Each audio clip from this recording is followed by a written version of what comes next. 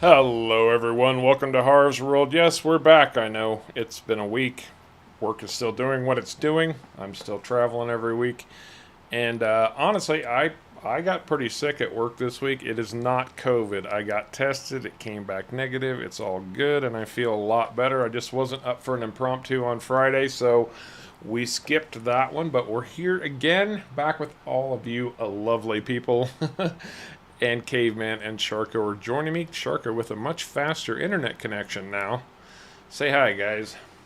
Hello. Hello. And as the thumbnail says, we are going to say goodbye to Elm Creek. We've had a great time. We have done a lot. We feel like we've kind of done everything that we can do on Elm Creek. And, well, we're not any different than you guys. At some point, we want to try something different. Now, just to fill you in on where we're headed here, we are really anticipating precision farming coming out, which I'm sure a lot of you guys are too. With that said, we feel like stretching Elm Creek out for another month probably wouldn't be the best use of our time. But we don't want to start a major challenge or anything like that until we've got some precision farming maps to choose from, and preferably the map we have chosen to move on to. I think our next thing to do is going to be the $1 billion challenge that we've talked about, and we'll go over that again here in just a little bit. But Caveman and I on impromptu nights have been playing Hobo's Hollow, and we're liking that map. It's a good map. It's fun. And so we're probably going to fill in the blanks for about a month with Hobo's Hollow. And then once we can get a good precision farming map, hopefully the one that we've chosen to use for our next stream setup, we'll switch over to that. So that's where we're headed. All right, we have got Bruce Salter, our lovely moderator, Sprue and Glue, David Smith, Graham Pierce, who was so excited about the stream, he's messaging me that when I get behind. Thank you, Graham. I appreciate your enthusiasm. Sparky's back this week. Glad to hear he's feeling better. Glad to hear Sprue's feeling better. Paul Tunks is with us. And I've got some other things I want to share with you guys today. Some stuff that you guys have sent me. It's pretty cool, actually. We're going to wait for everybody else to filter in a little bit, though. Give it a little bit of time. And, of course, the indomitable Kevin. How's it going, bud? How's everybody doing? I hope you all had a good week. Winding down on a Sunday, getting ready for the next challenge that life throws at you this week. I know I am. That starts with a 350-mile drive tomorrow morning, first thing, and back to work. And this is my long week at work, so yeah, precision farming in 16 days, right, David? But it's going to take time for the map makers to catch up once it comes out, because Giants is notorious for holding back that information from the modders until whatever they're dropping drops. I'm sure a lot of the map makers already have experience with the old version of precision farming, so adapting it shouldn't be too terribly challenging for them. Keeping our fingers crossed. And of course, David, I was remiss. I should have said hi to Glenda first, because we know she's always checking in. So thanks, David. Thanks, Glenda. Oh. So Sharko got a new internet connection that he finally hooked up today, because he had to go on his roof to do it. Tell us about your new internet, Sharko. Well, it's through satellites. It's nice. Starlink, right? Yes, Starlink. And it seems to be doing really good right now. Excellent. I have the stream full blast. Normally before I could only have the stream running at 144p. It's now running at 1080p. Nice. Very nice indeed. And I have a ping of only 60 milliseconds. Mr. Swede, how you doing? Paul Tunks, loving the maple syrup production. I saw that from GTX, who was one of the one of the better modders from FS19. He hasn't done a lot yet in FS22, but I'm sure he will.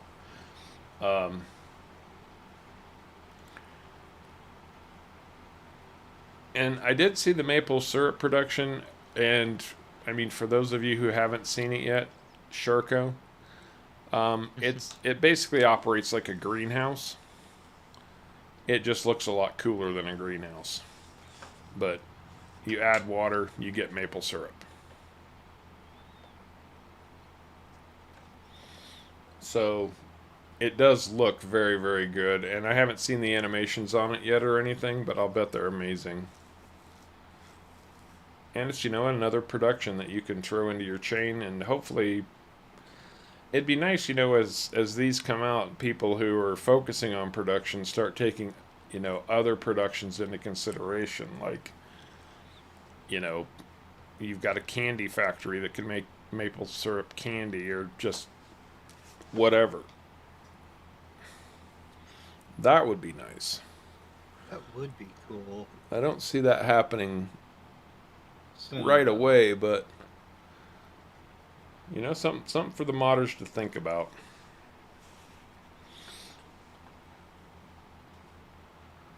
How do I remove the manure heap extension? I haven't played Maypole, so I don't know. The demolish button isn't working to do it. Yeah, it's possible that the only way to do it is through a map edit. Maybe the map maker did not allow for that to be removed. That'd be my guess. That's probably what happened.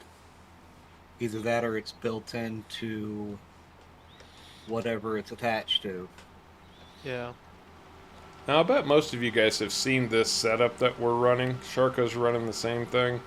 This is a pretty cool variation on your standard forage harvester.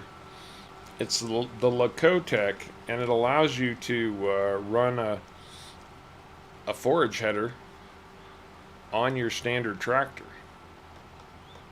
It's pretty slick, and I was a little curious as to how well it would work, and this thing works like a charm.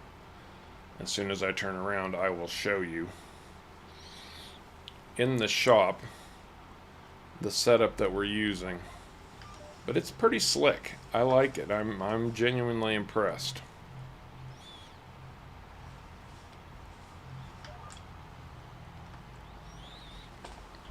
So, if you go into your shop, yes, that's the shop, Harv.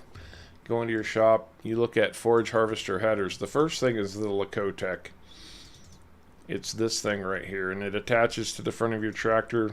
It gives a pipe, and then if you hit combinations while you're on it, you've got the Kemper 4.5 meter forage harvester header. Now the header alone runs 375 horsepower. The Lakotech doesn't have a horsepower, so you're limited by the horsepower on the header. But as you can see, it's doing a brilliant job of shooting that chaff right back into my trailer, and it makes a nice, simple, easy way for you to run forage on your own fields without having to worry too much about having a chaser bin driver or 12.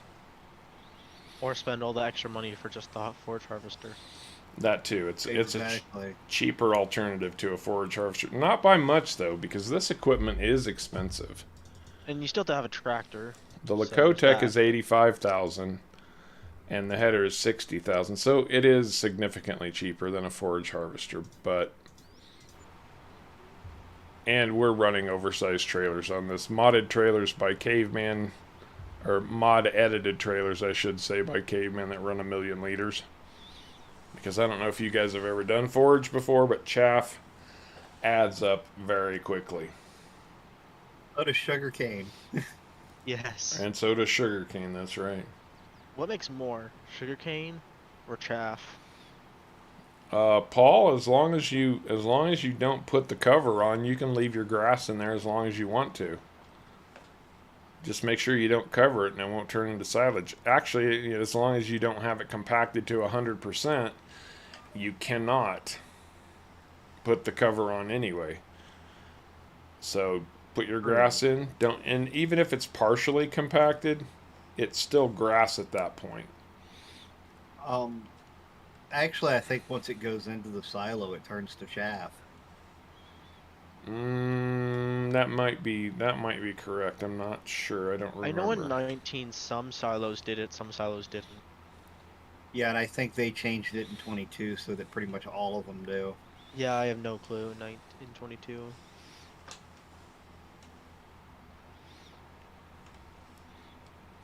A drive over dam on a map. Well, I can tell you one thing. There would be no Charco signs on both sides of that dam.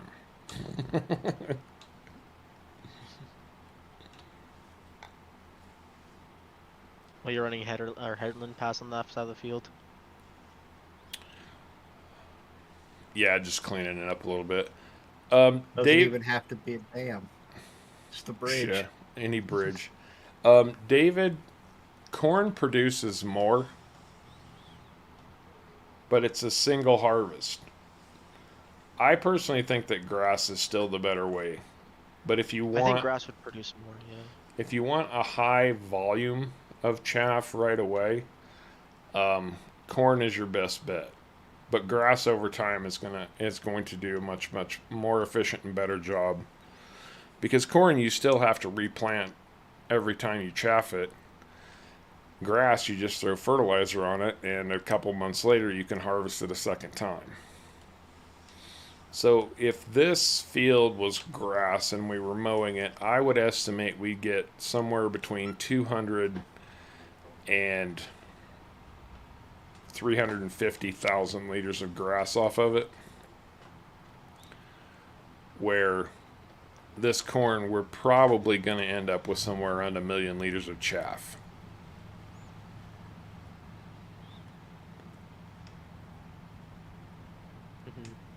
So, it's personal preference really, because this single cornfield, 1 million liters, you can harvest grass at least 3 times and sometimes 4 per year. And that's going to be about 1.2 million liters if my 300,000 is correct. That seems right, because I think my field was 150. My grass field was around the 150, 120 mark. Yeah. Hey, So. Hey Patrick, how are you doing, man? Patrick, if you guys don't know, has created the FS22 mod manager. He keeps working on it and adding new features. He's now got a real-time log viewer, is the latest edition, and it is available for public consumption. We do have links on the Harv's World Discord, and I don't think Caveman would be too disappointed to throw a link up in the chat. I'll put it up in just a moment. Ran out of silo space. Oops. Had to get a new silo. I just have to go out and casually buy a new silo. Well, we've got all kinds of money now. It is PC only. Sorry, console players. I know you always feel like you get the short end of the stick. But unfortunately, there's a limits to what consoles can do, and that's the nature of the beast.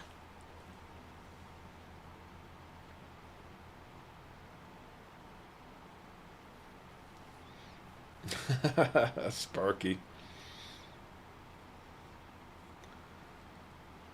So many trucks and tractors at the bottom of the lake. I think Caveman would have to figure out a way to put trailers and implements onto a scooter. Don't say things like that, because Caveman's liable to do it. Both of us are liable to do it. Caveman's liable to do it. Until I see an actual functional mod from you, Sharko, I'm not going to consider you a modder. I just meant the tractors being sunken. Oh, no, I'm talking about... Sharky's talking about Caveman actually having to mod something to attach that stuff to a scooter. Ah.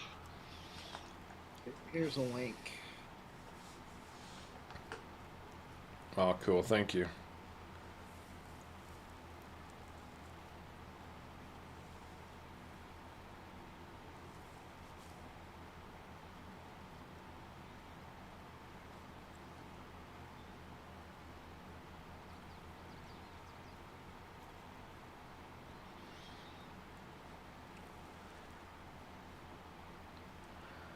The stick gets shorter every time.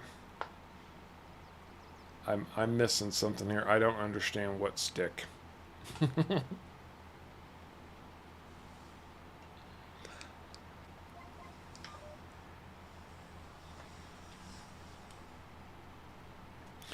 So back in the day, I don't know if you guys, it's been quite a while.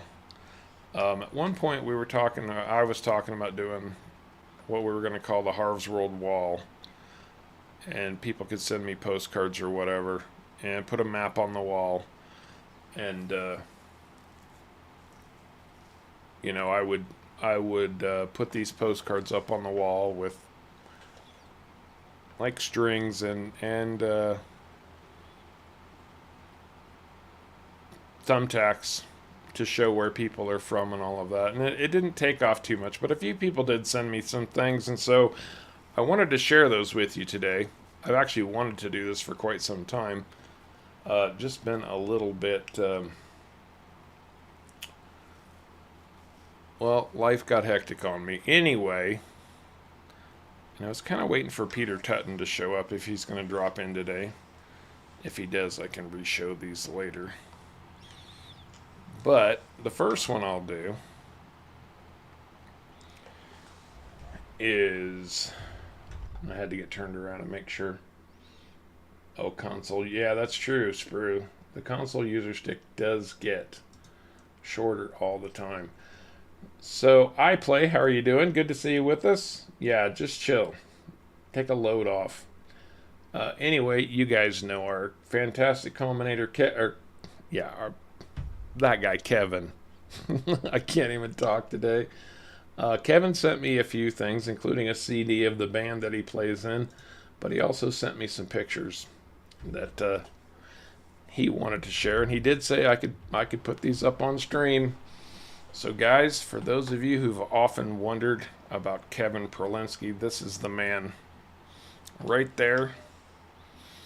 He's a drummer, plays in a rock band, and early on there were a lot of Kevin and Karen jokes, but he had to send me a picture of Karen, or himself and his lovely wife Karen, just to prove that she is a real person.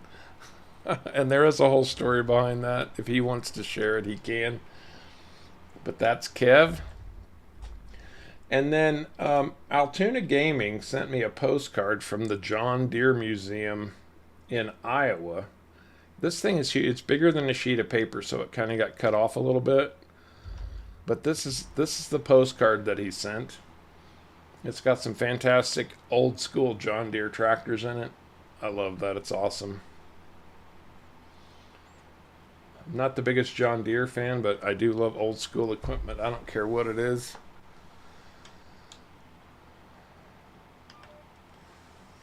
And then I actually got something. Oh, there's Altoona. Good to see you, bud. Good to see you. And then, let's see. So from Australia, Peter Tutton sent me a couple of things. He sent me a few, actually. I'm going to show you a couple. This is a picture of an old post office in Marysborough, Queensland. I love that old building. That's fantastic. I thought it was a train station at first, but turns out that is a post office in Australia. And then the second thing he sent me is very, very cool. And he wrote a very nice letter to go along with all of this too. But he sent me this, and I'm only going to show you the back because that's where on any calendar all the pictures are. But he sent me this desk calendar of Australian wildlife. And I thought that was pretty sweet too. So, you know, to all you guys who've sent Harv stuff, that's amazing. I really appreciate it. I'm sorry I didn't get to it sooner, but thank you so much for. Cool. Yeah, thank you for all of those things. The P.O. box is still open for the time being. I will have to switch that over at some point. Bruce, I use WinRAR to zip it, and what you want to do is inside the mod, you want to be inside the mod folder, and highlight everything, and then send all of that to a compressed zip. Because if you try to send the entire folder to the compressed zip, it's not going to work. Your folder structure will be wrong.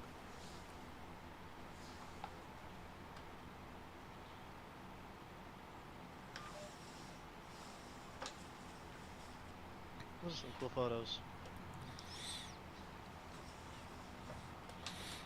Yeah, it would have been fun to get the Harvest World wall going, but still got some very nice things from folks, and I really appreciate that.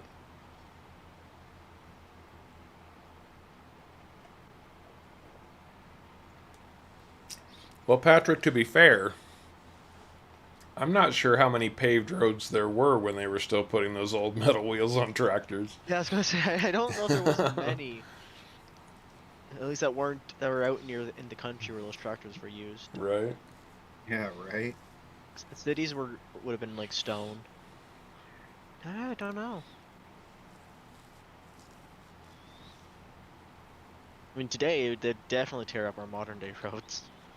Oh yeah. I mean, you hit the brakes too hard on the modern day roads and you take a chance of buckling it. Well, that's fair. true. Well, Randy Pepler, or Pep as he's known in the Discord, how you doing, bud? It's good to see you again. It's been a while. I know you're always in the Discord. Oh, how many golds is that now? 4 golds? There's quite a few. I mean, just on the screen we've got Kevin, Bruce, and Randy.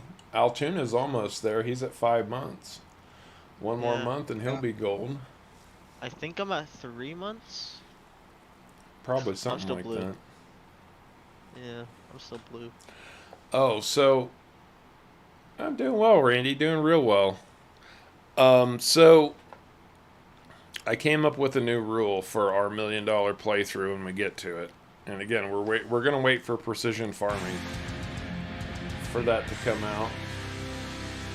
Oh, and there's Kyle. Kyle's at 7 months. And we haven't seen Eric yet. He's a gold member too.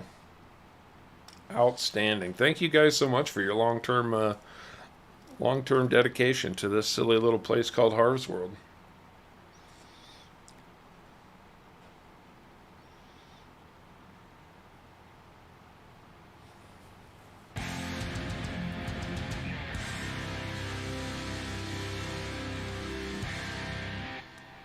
Oh, there's Oh, I Sharko. spelled that wrong. 2 months. 2 months. Okay, it's almost 3 months then. So for our $1 million playthrough, I've come up with a new rule. And I'll tell you why I came up with this rule in just a second. We cannot accept any contract that delivers to our own productions.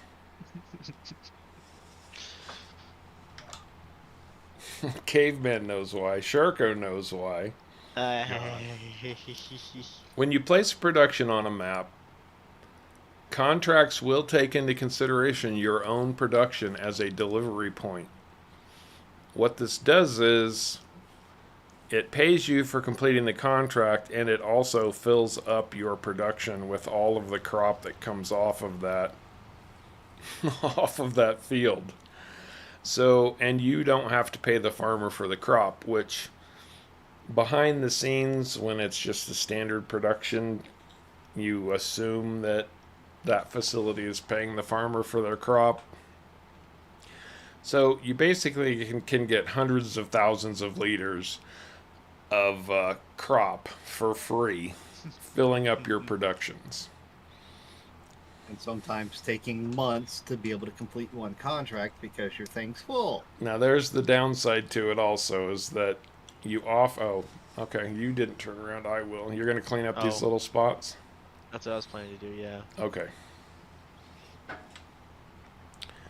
Yeah, so, and on Hobo's Hollow, Caveman and I got just a little bit carried away with doing contracts on our product. It started out kind of as a test, and it turned out we filled up an entire grain mill producing flour with what effectively ends up being stolen crops. I mean, I did the same with wool. And Sharko did the same thing with cotton on this this map playthrough. It was a lot of freaking cotton. So, yes, It's a lot of cotton. on our $1 million playthrough, we cannot accept a contract that delivers to our own productions. It's almost as it's the same thing as field flipping. Is actually what it ends up being, Yeah. without having to buy the field, harvest it, and sell the field back. Yeah, you don't even have to have the overhead to invest in the field. You just take it and flip it. As long as you have Free the field factory. flipping. Yeah, free field flipping. Yeah. So I know Caveman was excited by that prospect. And then the more I thought about it, the more I said, nah, that just doesn't seem quite right, does it? I'm at 472,000 liters. There's a hidden row here. I know it's weird if you like, Got it. because of the way the camera does everything. If you look down the field, you can see the stuff that got missed. You know what I'm saying? Yeah, it is weird because I think I got the. Yeah, I did get the one that down there. Yep. Okay, I'm headed over to dump it in. How much did you get? 354,000. So we're at about 800,000, just over 800. I wouldn't off by too much. No. I said 1 million liters. We were at just over 800,000. Mhm.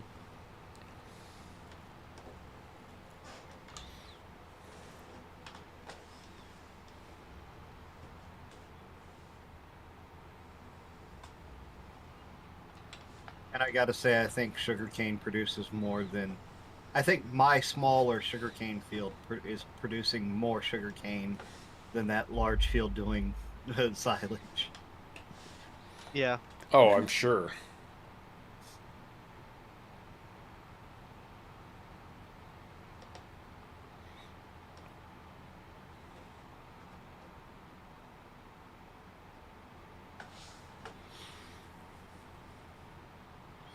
Did you hire that second grape harvester, Sharko?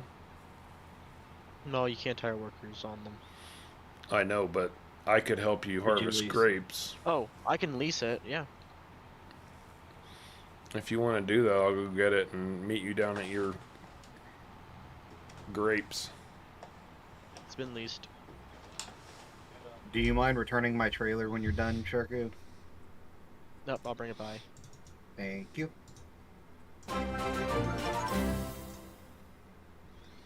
Santa Lindfors, welcome to Harv's World. I need you to drop your stuff off your tractor, Sharko, Oh, so I can return it. there you go. Thank you.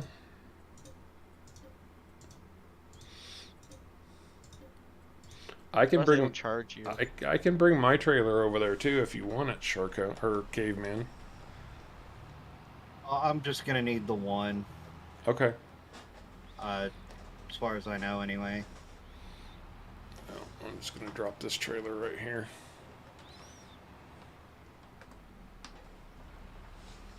Head over to the shop, get that grape harvester. I'm trying to, Kev. I'm trying to make it a challenge. We need a good challenge. I mean, it's been fun, and we've really just kind of played to play on this map, which is good. You know, just like you guys, we enjoy that. But it does make it more fun if you have some kind of a goal and some kind of a challenge to shoot for. And it gives you guys something to anticipate. If you know what I mean. Actually, no, I almost think I should have picked up my trailer, because I think it's going to take a long time to get this grape harvester over there. They aren't the fastest. Definitely not the fastest.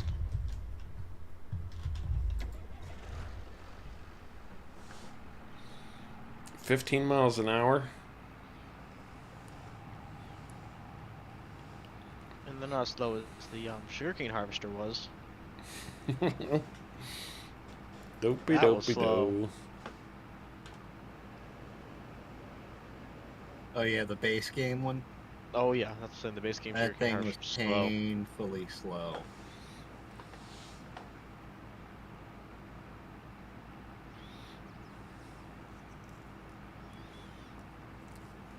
I'll be there someday, Sharko. I have to get there too with my tractor. Give everybody one final view of Elm Creek. Although Elm Creek has been played to death by so many people at this point, I'm sure they don't really need another view of Elm Creek, but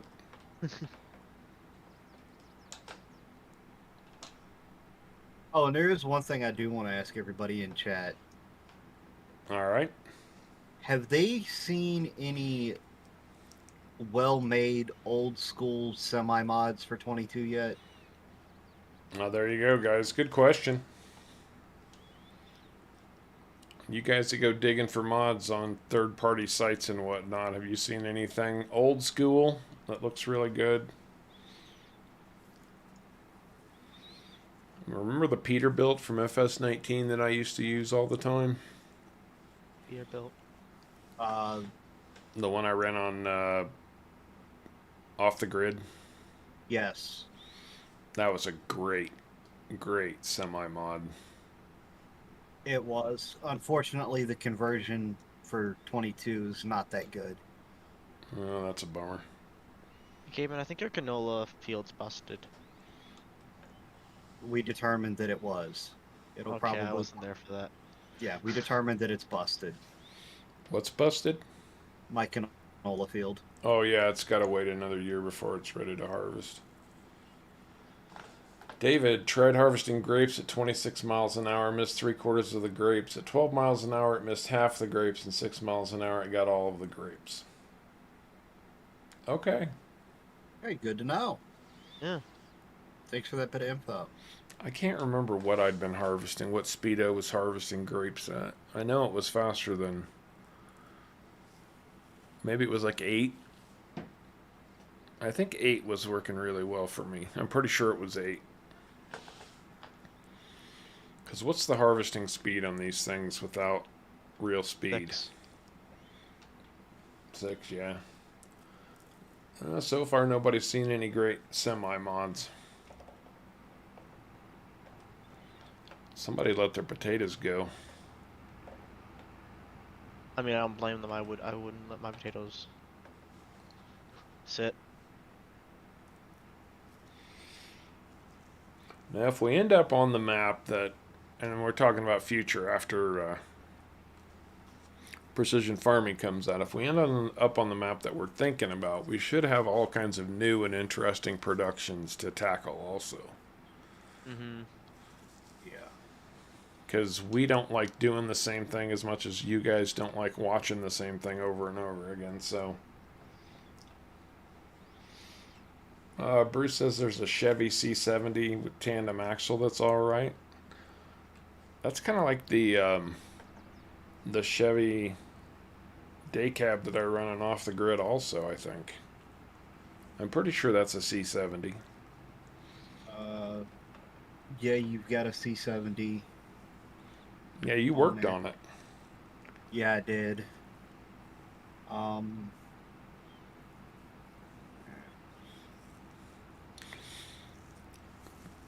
No, I Hoping don't. for something besides a Chevrolet.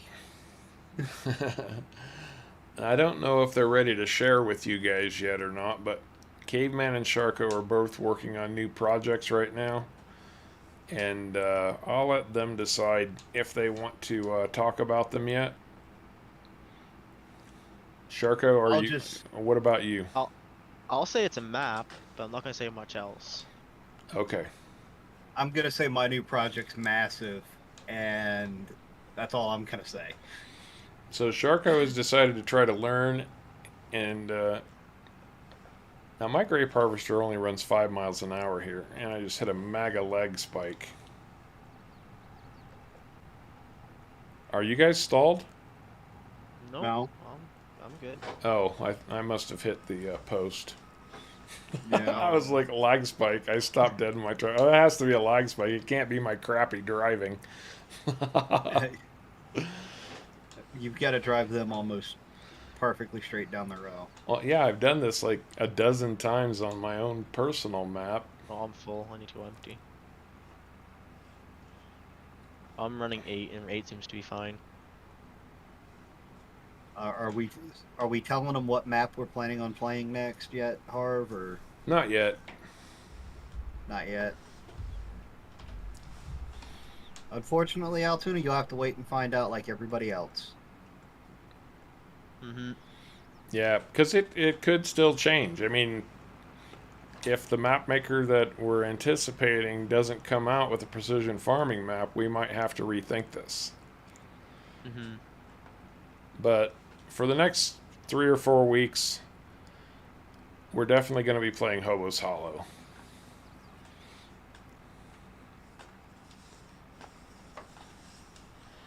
And Sprue and Glue will be happy to hear this. We're actually looking to go into forestry. Doing a lot more forestry on that map, although we have other stuff too. But forestry is going to play a part, Sprue.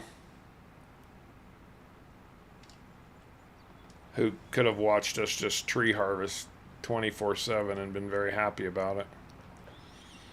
Yeah, He will be. 8's running really good for me. But yeah, it doesn't seem to be missing anything. Now that I can actually get online. Although, this is one piece of equipment that did not come with GPS attached to it when you leased it. Yeah, I didn't lease GPS with it. Guess I could have. It's not necessary. It's not necessary because these things drive straight. It's just you need to be lined up. Well, Yeah.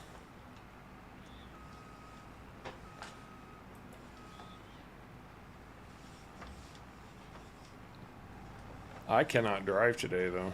I'm telling you right now. Also, the thing I found with GPS is you have to manually set the distance too because it doesn't pick up the proper width with these harvesters. Personally, I found that if you set your width to either 1 or 2 feet, and I do mean feet, it's a narrow enough lane that it will hit just about anything. Mm. Makes sense, actually. Yeah, see, there's Sprue right there. Smacked into one of the poles. Just trying to get myself lined up. I'm going to get 3 rows off of this before I'm full. Yeah, that's roughly what I was getting to. I'm not even if I'm not full, I'm not going to start down the 4th row. You'll have to leave halfway through it, yeah. If you And can deliver that to the furthest one.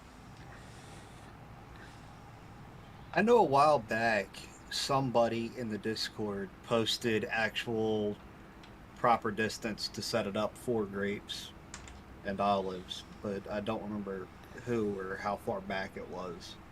Okay. Yeah, if you can put it into the further one, because I've been filling up with the closest one. Well, of course, you're the closest, so you should go to the closest one.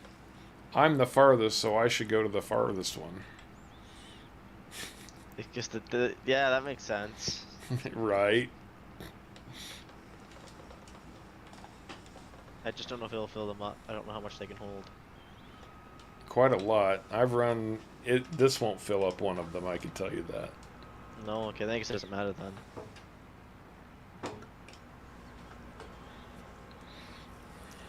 No, I've run about 28,000 liters of grapes on one of these, and it didn't even come close to filling.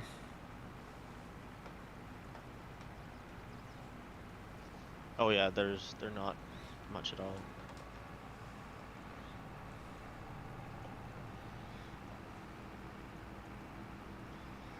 Sprue is running 24 fields on no man's land. A lot of fieldage. Well, that It is depends. a lot of fieldage. Can you A lot of call good can you fields. call a field the size of a postage stamp a field? Yes, it's a field. As long as it's growing a different crop, I would say. than the Okay, other ones. it's a field, but it's not a challenge. I mean, I can run a 3-meter cultivator, 3 meters, or no, a 3-meter plow, 3 meters, and call that a field. But it's going to take me like 1 second to do anything on it, plant it, harvest it. Yeah, you would not get your money out of it. No. And yes, I'm being silly. No, actually, 24 feet, that's a lot to keep track of, depending on what you're doing. Spruce says the grape and olive distance is 1.2 meters, and that sounds about right to me.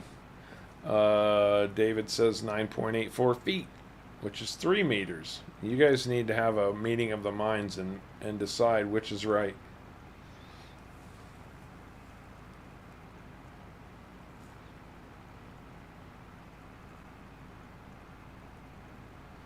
David Smith says he chopped down trees on Frankenmuth, and 5 months later they grew back without replanting. That sounds like a map glitch to me, David.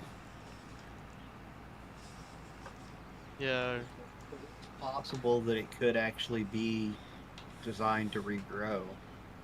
I mean, there was something that did that in 19 that was just a placeable, But trees in I mean, 5 months? And were they saplings or were they full-grown trees? Like, did it just look like the trees had been replaced?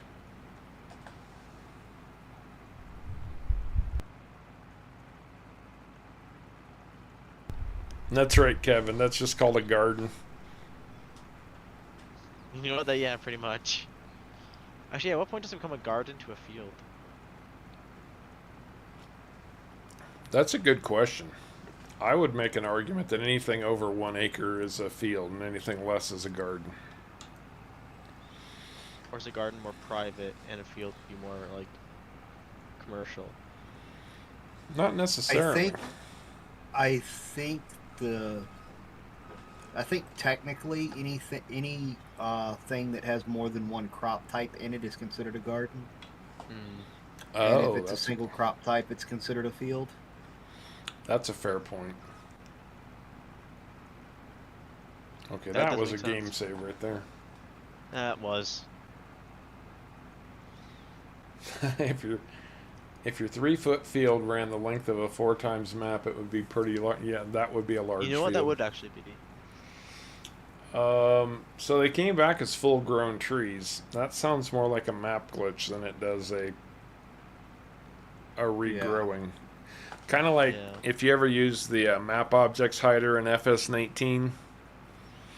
Sometimes you would hide something with it on the map, and when you came back in, it would all be back, and you'd have to hide it again.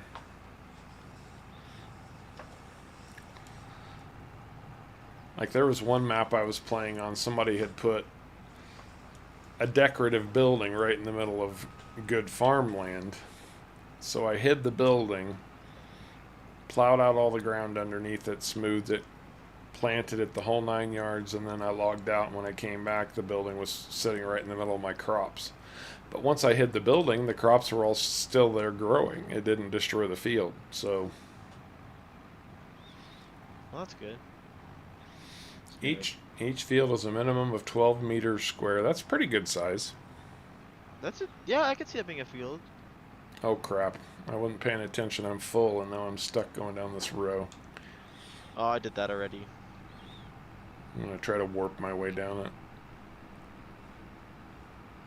The way I did is just I went down to the side that I didn't harvest and I went back down it there. No, I just had to get out of the row. These grape harvesters are actually really cool when you get to a hill. Oh, because they balance? Yeah, Or they tip side to side? Yeah. It's really cool when they do that.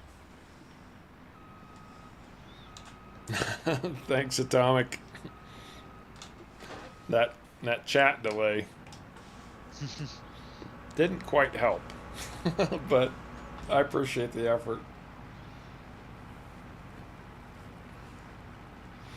See, he also mulched out some trees and they grew back. Yeah, that's definitely a map error. Yeah, that's what I was thinking. check your log file and see if it's throwing any errors when you play that map.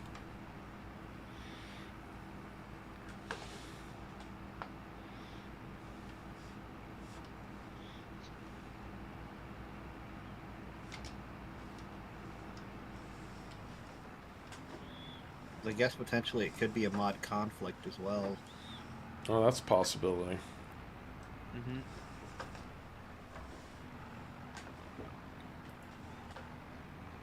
Well, the trees were duplicates. So when you reload the map, they grew in again.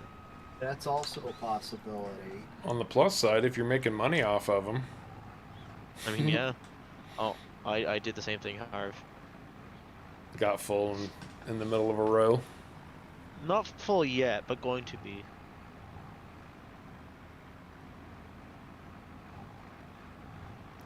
I'm still over here working on my sugarcane field. You haven't even got to the sugar. And I just ran a whole row without turning on the bloody harvester. That was brilliant, Harv.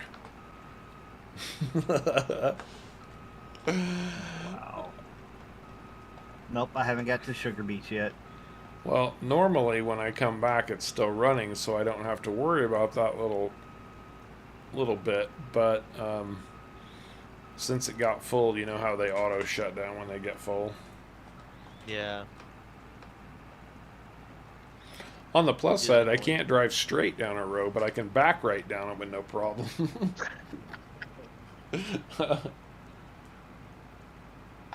Yeah, that's what the harvesters are meant to, just back down the fields. He says he's getting little white pop-ups that go away too fast to read the message.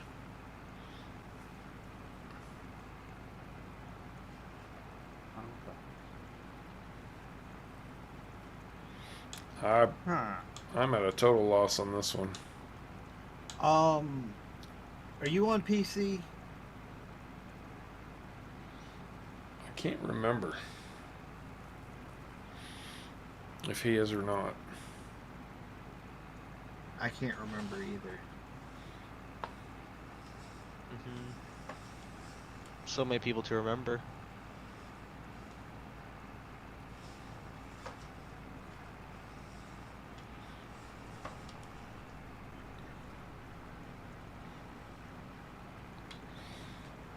That's a good problem to have. You're Very on good. playing on a Mac. Okay. Oh,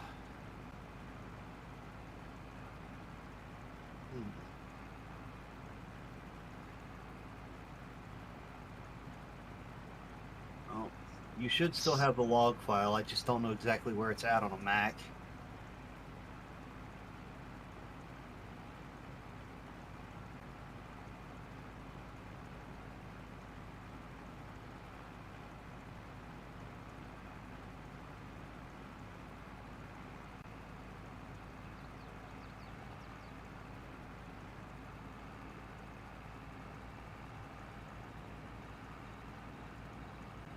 Long time to be using computers.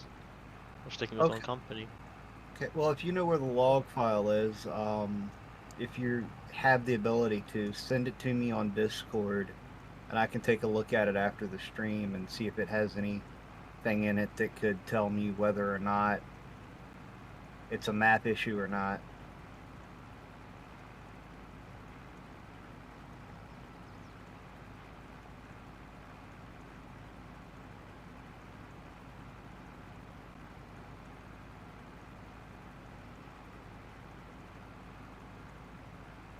I've got a question for everybody since we're harvesting grapes. Did anybody enter the vineyard contest that Giants was running to get that sweet video card?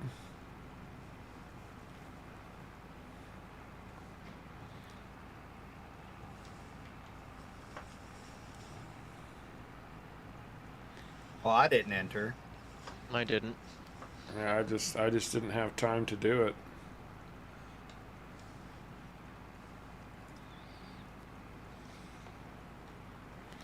And then while we're waiting on answers to that question, if we get any, so not counting the production, Sharko, how much did it cost for you to set up this this grape setup you've got right now? I think it was around for all these 250,000 for just placing the grapevines. That's not too terrible. And I then think it was around there. I'm trying to remember because it was a while ago, but and I know one of these yeah, that's roughly harvesters what it run was. about 275, 300,000. I think 245, 242. That's not bad. No, Not bad. see, all of that's more expensive. That's got to be my next test. Is I haven't done olives yet. I mean, what personally what I found with grapes is they're stupid simple. Olives are pretty similar too. If you mulch your ground and plow it before you place your grapes down, all you got to do is run the trimmer a couple months after you harvest your grapes, and it takes all of the old stuff off the vines, and then they regrow in the spring, and then fertilize twice, and you're done. That's it. Like, they're painfully simple. You don't need all their happy special equipment except for the vine trimming thing. You don't have to mulch the ground again. You don't have to cultivate it or plow it. Now that might be different if you're just placing grapevines on open ground. You can't place them on open ground. At least it wasn't letting me. It has to be a Placing these prepared ones. field. At least plowed. Like once I placed the first spot, it let me go over, but it would not let me place the first one on grass. David, Interesting. your grape field was free? Like, you were able to place all of your rows of grapes for free? That seems nice. Oh, and I was full again. Atomic, where are you? I've been full for 2 rows. Oh my god, Harv. I did 2 rows while I was full. Remember to turn back on once you start unloading. That Don't even tell me that was I'm my trying to back- fault. I'm just gonna back out of the way, and it nothing happened. I saw that, and I stopped it. That's what happened.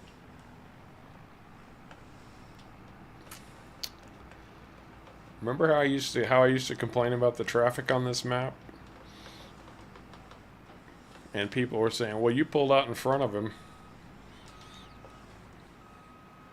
That happened at least once, which was true. I did. But yeah, anyway. I mean, I trained the AI. Oh man.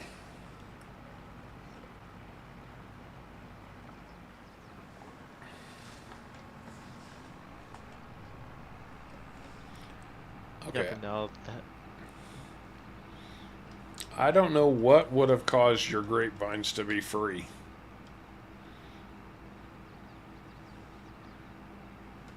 because we have landscaping for free, I think. We have I the used free it. we have the free landscaping mod installed for sure. Yes, we Yeah. do. Definitely did not make them free for me. Maybe it's a single player versus multiplayer thing. Maybe. That's possible. But again, that almost seems like more of a map issue. It does, because grapes are like a building. Yeah, So- it's not like you plant them. You have to place them just like you No. would any other placeable building. And while I'm thinking about it here, hopefully I can run reasonably straight down this road so I can show you guys a great mod came out this week. I call this mod a game changer. An absolute game changer. And there are some people who take offense when you say something's a game changer. It shows up under silos, but it's storage sheds. You've got, and there's multiples. When you install them, you get a whole slew because there has to be a different one for each different commodity that's storable. These things are brilliant. When you distribute goods from a factory, they will get distributed into this storage shed, and each of these sheds holds 1,000,000 liters. Not only that, you have the selling, storing, and distributing options from the shed. And they're tiny. They don't take up hardly any space at all. So, and that was, what's that guy's name? Zottelzocht. And if you don't know Zottelzocht Mods, he's a guy who did a ton of stuff for Global Company for FS19. I'm trying to see where my next row, there it is. But it's the first truly functional, well-made storage unit for FS22. And Caveman and I have been futzing around with them a little bit. You know, I am missing grapes along this row at 8 miles an hour. Really? Yeah, I just noticed. The road that I'm on right now, there were some grapes that got missed. That's bizarre. I'm going to check out my other rows as I go along here.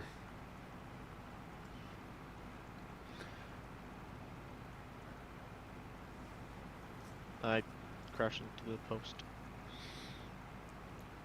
Yeah, I mean, if there's a map that gives you free grapes, that's great. Like No Man's Land. That's great. That's great. Bum. I don't see missed grapes. Well, maybe I was seeing things. Maybe it's just a graphical error. Could be. Oh, it is a graphical error. I had a few and then I turned my camera and they disappeared. Oh. Yeah. As you look at the map, it's showing y'all are actually getting everything. Yeah, see, if you're watching, you can see, like, right behind me, I'm seeing grapes get left behind here. Yeah, and I had a patch that did not look like it was harvested, but then I turned the camera, looked away, and looked back, and they were gone. So. Well, I'm going to finish the row that I'm on and then pull out because I think we're done. There's one more row that I need to do, but I'm full. Oh, then I'll grab this one because I've got room. Well, maybe I've got room for it. Well, I'm actually 100% full, so literally finish the field in 100%. I don't think I'm going to get the whole row, but I'll get as much of it as I can. Not that I'll just get whatever you don't get.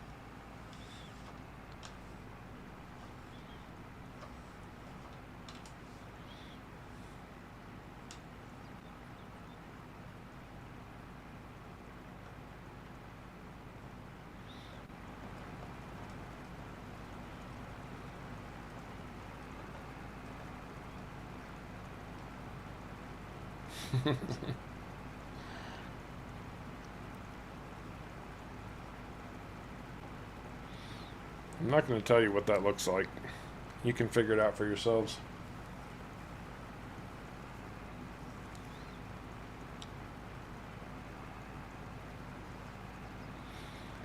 $98. Oh, I almost got the whole thing. Okay, I'll come back and get it. Well, Killer Films, I'm glad to hear you're doing well. Thanks for joining us. We drive on the right. Yes, I should know. That's what we driving in Canada. You kill me, man. Sometimes literally. I mean, the amount of times I've crashed into you, probably. It's a good thing the three of us don't play first-person shooters together. Shirka would be getting us all killed all the time. Yeah, I told you when I don't play with my when I do play them, I totally don't shoot my friends in the back. That doesn't happen, not at all. Oh, it doesn't happen at all. What kind of edits are you trying to do, Bruce? And Mike Mitchell, Go ahead and call her. Just don't do it on my time.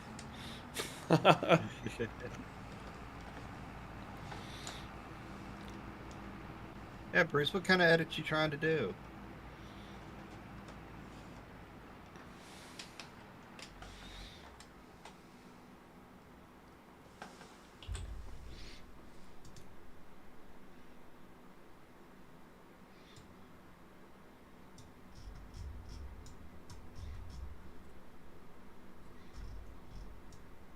Well, you're in the grape harvester.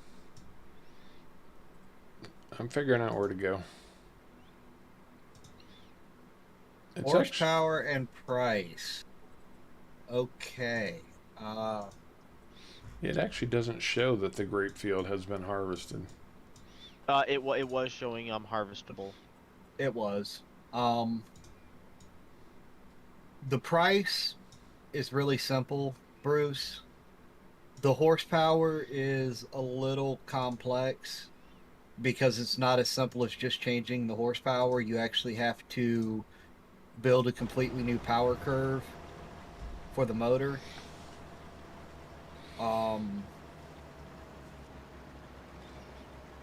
Yeah.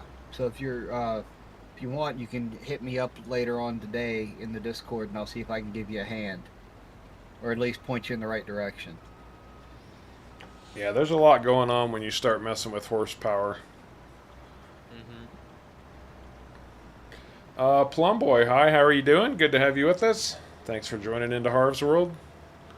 Looks like your sugarcane is almost done here, Caveman. That's getting close. And how much are you ending up with here on this gigantic frickin' field? Enough I had to buy a new silo.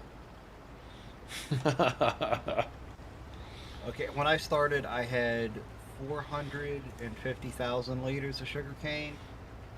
Yeah. I've now got 1,547,000, and that's just what's in the silo. And that's enough for your sugar mills to run for about 3 years. Probably. Yeah. I think at least 3 years, if not more. Oh, at the bare minimum. And you still have sugar beets to do? Yes. I'm being ran over.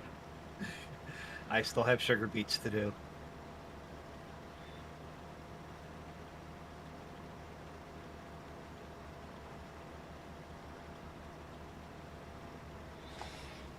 I'm going to check something out here.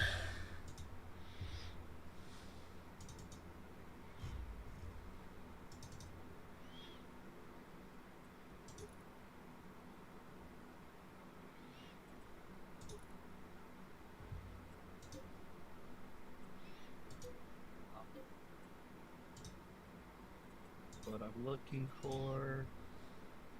I've already leased some stuff hard. A harvester? Yes.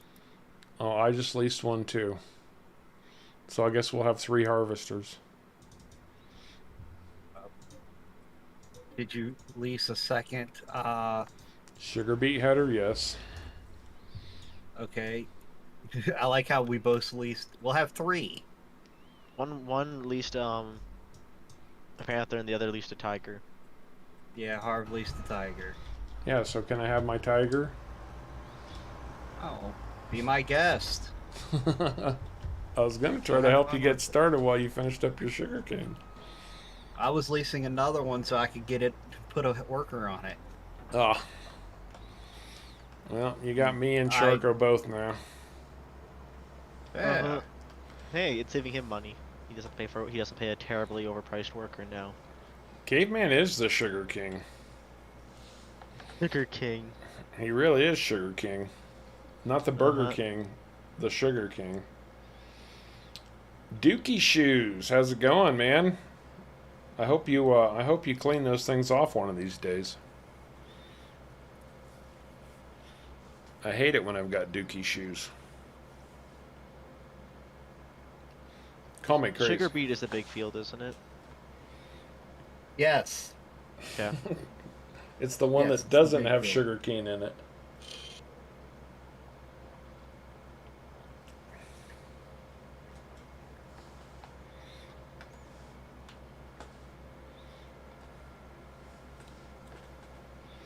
We're gonna need all kinds of chaser bin for this thing.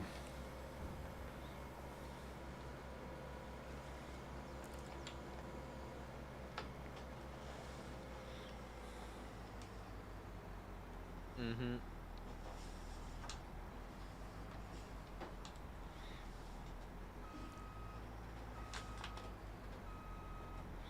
I did unfold the harvester tool.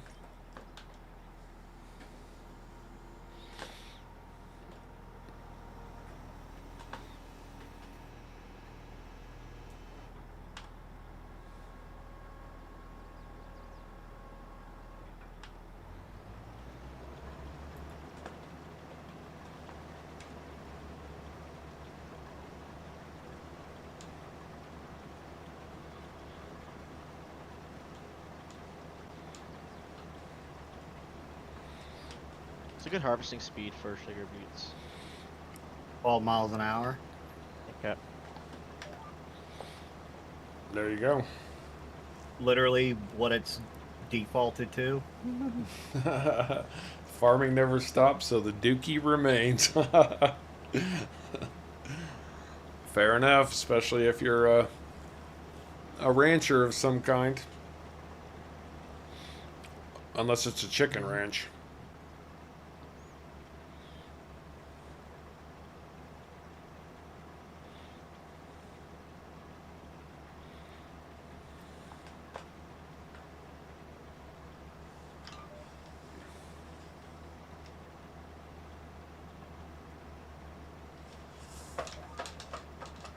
I'm already at 5%. I'm at 3%.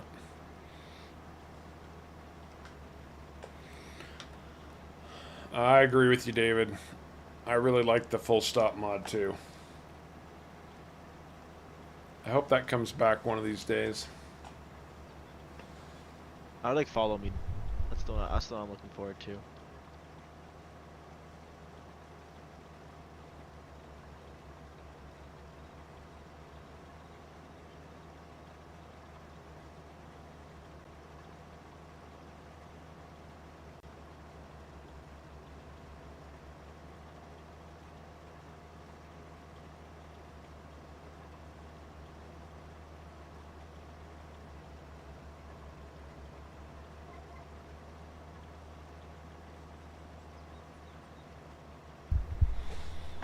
Anybody else got must-have mods that they're missing for FS22 that have not been ported over yet? Oh yeah, definitely. Definitely. Easy dev tools. Yeah. Yeah, I'm almost afraid to think that that one might not be coming.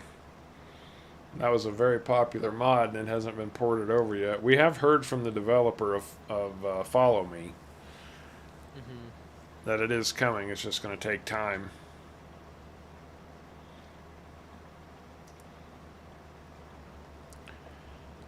Any others? Anybody else got go-to mods that you hope somebody gets around to bringing over sometime in the not too distant future?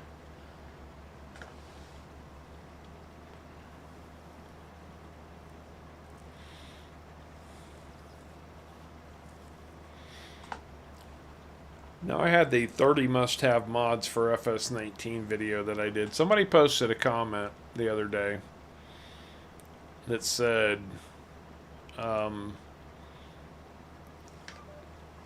the trailer axle blocker mod, which if you know what it is, it's a mod that locks the swivel axle on those types of trailers. And they're like, all that mod means is you don't know how to park this kind of a trailer. And all I could think of in response to that was, all that comment means is you feel the need to act superior because you can. This is a farming game. It's not a learn how to park articulated trailers game. I know how to park an articulated trailer, but I still prefer the locked axle. Oh, absolutely. I can do it. It takes me 5 times longer than it would to park a regular trailer, but I can do it. Exactly. So why wouldn't I lock the axle and do it the easy way? I actually heard something interesting now that you mentioned that, Bruce. Um, that Alice Chalmers is actually considered a a um, a brand that it's a licensed brand in FS22, which means modders can make Alice Chalmers equipment and get it into the mod hub. Alice Chalmers is officially a licensed brand now. Yep.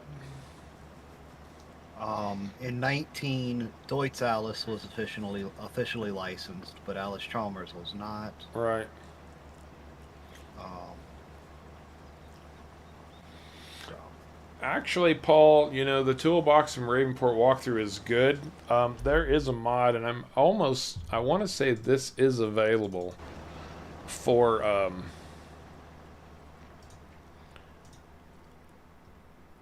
all platforms, but this little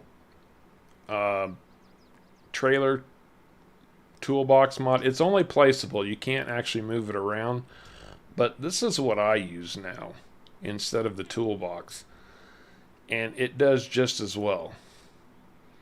So, and it's cheap. It's $1,000. Yeah. And I drove the into lift the one? creek while I was doing this. Oh, I drove into the creek real good. Today is my Sharko driving day. Well, you were in the shop, so.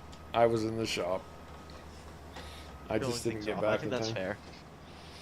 Yeah, I'm not in the shop. I just do it. Exactly, Patrick and Bruce, both of them are like, yeah, in real life, articulated trailers are a huge hassle. But you know, some people just have to pat themselves on the back for their skills, and kudos to him.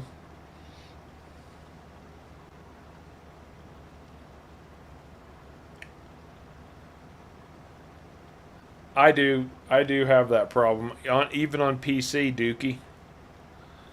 Even I figured at least. even on PC, I mean, I know it can take them a few seconds, maybe 15 or 20 seconds sometimes to get started because they're calculating the route, but yeah, sometimes it just doesn't work. If they're in the middle of a field, or you told them to go to a middle of a field, they won't know what to do, and they'll just sit there. So. And on larger maps, on a 16x map specifically, I've seen them take up to 2 minutes to make up their mind where they're going, and Yeah. still screw it up. But on Hobo's Hollow, I've tried to get them to go sometimes, and they won't go at all. If the road's not set up properly, they also won't know where to go. Right. So I know I did it in the middle of a field, and they didn't know where to go. I brought them to a road, and they knew where to go from there. Yep. But I intentionally parked one in the middle of a road to get him to go do what I wanted him to do, and he didn't even budge. He was still sitting there 5 minutes later. Did you tell them to go to the middle of a road? Why is that not unloading? No, I was sending him. I was sending them to a field to do field work, which should work. And it's not like I sent them to the middle of the field. I sent them to the edge of the field. Completely fold the pipe in, let it stop, then unfold it.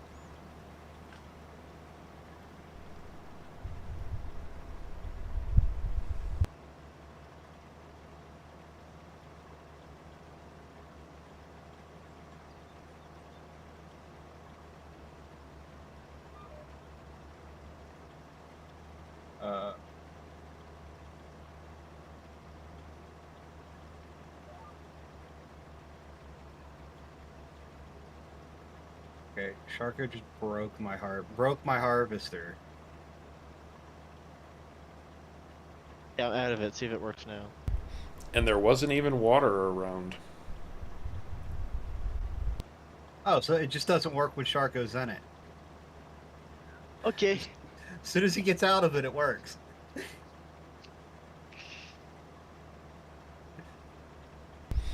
Yeah, Patrick, that's my next move is to start testing the recent versions of Autodrive and Courseplay. We have had real problems with Courseplay on multiplayer, so I'm not sure it will make an appearance on stream. At least in 19, we could never get it to function properly for multiplayer.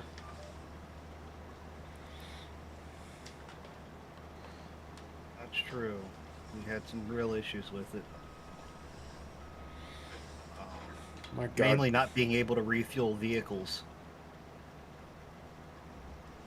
You could buy fuel in a trailer, but you couldn't put it in a vehicle.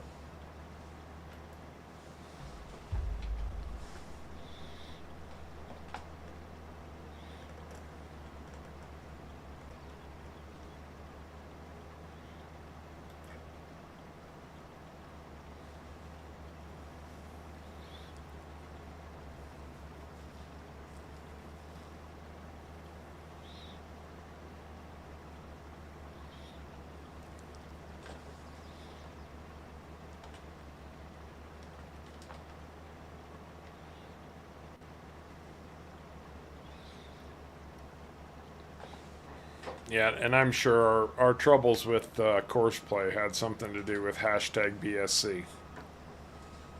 Probably. The issue started before I was even around. And That's- Sharky, you don't have to come all the way down. I got him take. I got this small section at the end taken care of here. Okay. Let me just turn around. These things don't turn very sharp. I mean, you can make it turn sharper if you let it turn with the cab too. Oh, what's the button for that?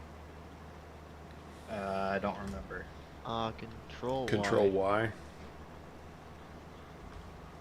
There we go. Mine came with all-wheel steering turned on. All-wheel steering, not cab steering. I don't like the cab steering myself. Oh, so what, it articulates if you do it that way? Yeah. Yes. Isn't that for crab walk? Yes. You can also grab it.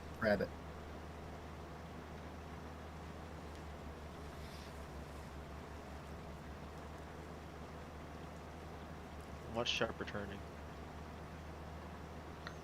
Well, that's a fact, Dookie. That's why we miss Follow Me. Although if you're on console, you didn't have access to Follow Me anyway.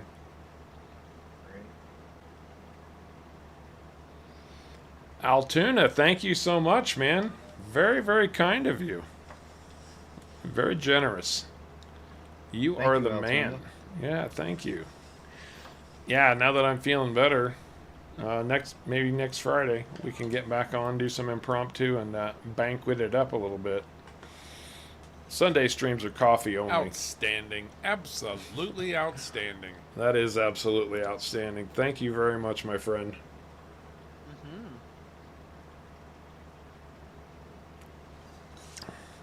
Caveman, just to let you know, I've beefed this up to 18. Okay. This is a giant field of frickin' sugar beets, Bat. It's massive. It's not that big. Yeah, it is. It's not as big as it was originally gonna be, okay? Who do you think you're fooling here? I ran know out of you- money.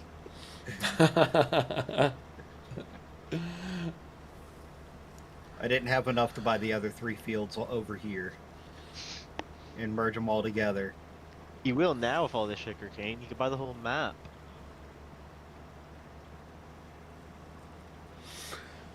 Oh, so I think most of the people who are watching right now probably know this, but just as a reminder, what we're gonna gear up for, as soon as I turn around, what we're gearing up for our next run through is going to be the next official run through, I should say, is going to be our $1 million a month challenge. So anybody who's here and hasn't heard about it yet, I'll fill you in on what we've come up with so far. Now the goal is that we have to earn $1 million a month. That's not every month. That's $12 million in a year, and we have to sustain that for 2 years. So it can't be a one-off fluke kind of thing. We actually have to be able to do it repeatedly. So that's going to be our goal once we transition onto our precision farming map when we get one. Now, and we've let you guys decide some things about this, some rules to add, and I added a new one today. So the first thing is we have to play with seasons. So that's going to be a bit of a challenge by itself. We cannot sell grass products. So ixnay on the ass gray.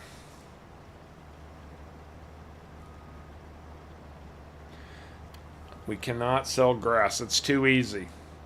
We've made buckets of money just selling grass and silage. That does not include straw. Straw is not a grass product. That's a byproduct of crop. So, but cut grass, mowed grass. We can chaff corn, which you saw us start the stream off with today. That's not grass either. So we can do that and produce silage and sell that, but we cannot use grass. I like what FS22 did with grass. It makes for a nice sustainable crop when your fields are down and you can't plant anything else. But it does make making money much easier than it really needs to be. We have to play on hard economy. That's going to be the real kicker. Hard economy, yeah. $12 million a year. That's going to take some thought and some challenge. That's going to be very, very difficult by itself. Probably multiple sources of income. Well, I think that kind of goes without saying to begin with. Either that or going stupid large scale. Yes, sugarcane. Massively large sugarcane. We can't do any mod edits that increase our financial productivity. So we can't go edit mods and, sell 1,000 liters of canola for $12 million or something ridiculous like that. So we can't do that. That would be akin to cheating. The rule that I added today was we cannot accept any contract that fills our own production, because that's the equivalent of field flipping. We've done it, and the more I thought about it, I was like, that's pretty cheaty. So we're not going to do that.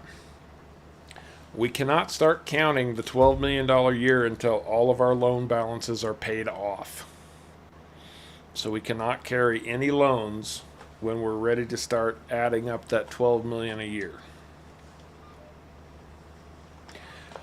We cannot hold all of our productions for more than a year. We have to sell if the price is right for sale. We cannot just, build up a massive amount and sell half of it one year and then half the next year and call it good. We have to run this farm in productions like we would reasonably expect to do. And I think that was it. I think those are the rules that we've come up with. Anybody else has any thoughts on what maybe we could add to that? I think it's a pretty solid rule set, though. Those seem pretty solid. Yeah, and if for some reason we start our 12-month count and we end up taking out a loan for any reason, then that would reset our 12-month year until that loan gets paid off again. I can't imagine we're at a point where we're ready to start counting the $12 million a year and then suddenly need to take out a loan. Yeah, that does seem kind of weird. Because it seems to me like at that point money's going to be flowing pretty freely, but it is a reasonable request for a rule, so we will definitely use that.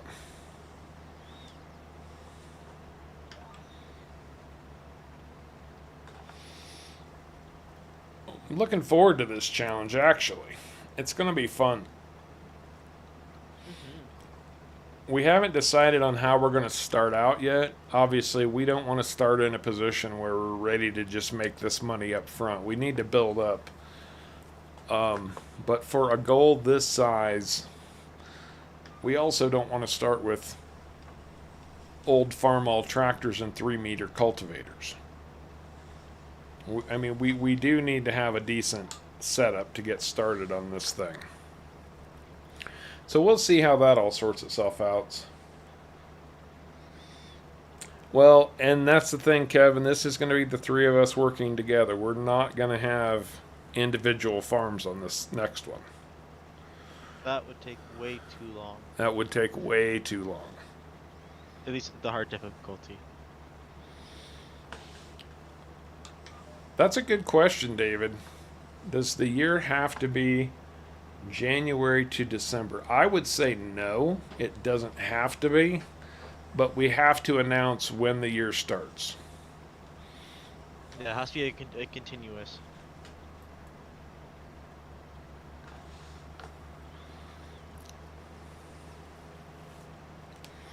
Now, it would be very cool if we could somehow magically manage to rake in $1 million each month.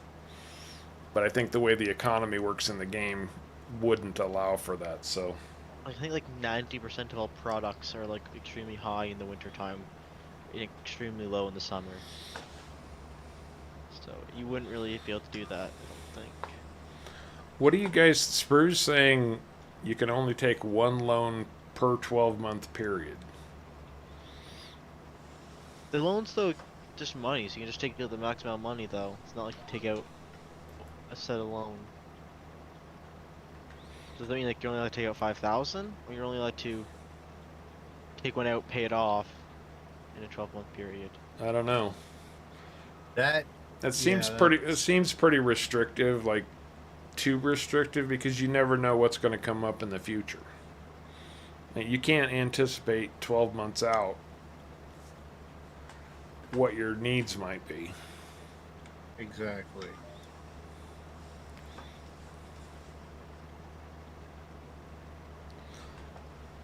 But, you know, to earn, we're not going to be restricted on what we can do to earn money. We can do productions. Go ahead, Sharko.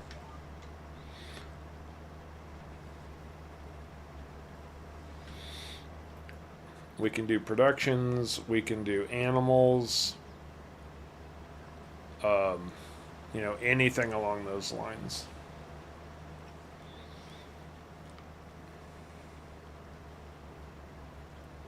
David says no loans. I saw that. I feel like we need loans. I think it would. What would happen if we did no loans? We would get to a point, and it would basically just be, well, now we're stuck doing the same thing over and over and over again in order to progress any further, and make for very boring content. Yeah, we'd end up bottlenecking. That's exactly what I was thinking. And if it wasn't for that, I mean, yeah, that would be cool, but that's exactly what's going to happen. Right. It doesn't make it harder, I'd say, no loans. Necessarily, just makes it take longer. Yeah, the no loans thing for us really doesn't make it any harder. It just Makes it take makes longer. it more right? boring for y'all to watch. At some point. Well, and also it throws another wrench in the works just in the fact that we have to pay that off before we can count our $1 million year or $12 million year. So, you know, we'll have to, it actually makes it a bit more of a challenge in that aspect, just because we have to take, you know, if we take $1 million this year and $1 million next year and $1 million after that, we've got to pay all of that off before we can even start working on the final challenge. Mm-hmm.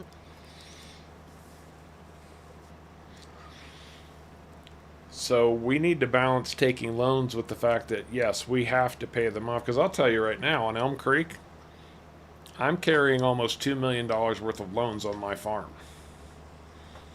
And $5 million. And I'm not worried about paying them off. Not a bit.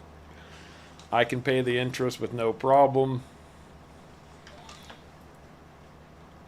And it hasn't slowed down my expansion or growth. In fact, it's helped it along. So the fact that we are required to get rid of those loans before we can count down the final challenge, I think adds an additional bit of management that we have to take into consideration.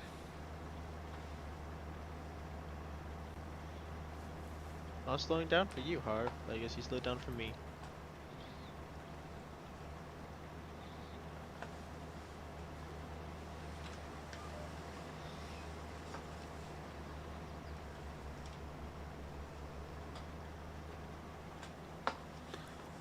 Well, I think you can take out as many loans as you want in a year in real life, depending on your credit rating, your income, and how much outstanding credit you have. I was gonna say, yeah, it's probably, yeah, how much of your limit you're hitting. If you're a Yeah. millionaire and you're only going taking out $5,000 loans, they'll probably just keep giving them to you. But It's- if you go, Right. Well, it's about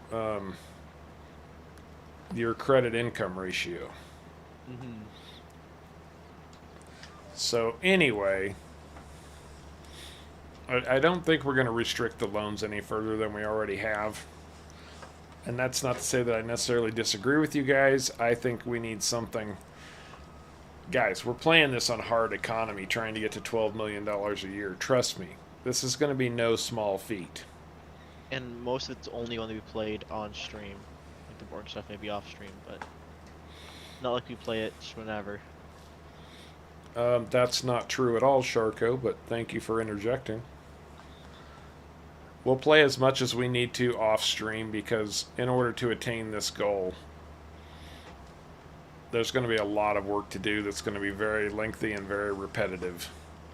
There is one thing we did say we'd only do on stream, and that was any Oh, yeah. sales had to be done on stream. That's right. All sales Yes. must be done on stream. It's not like we're going to be playing a year off stream.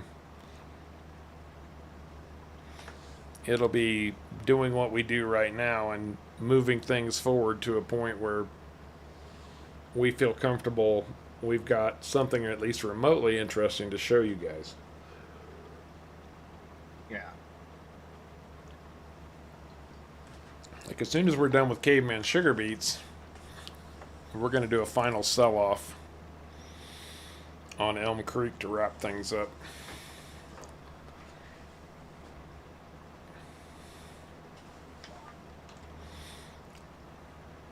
Move along, Mr. Helper. It's gonna take a while for us to get to $1 million a month. It's going to take a while, that's for sure.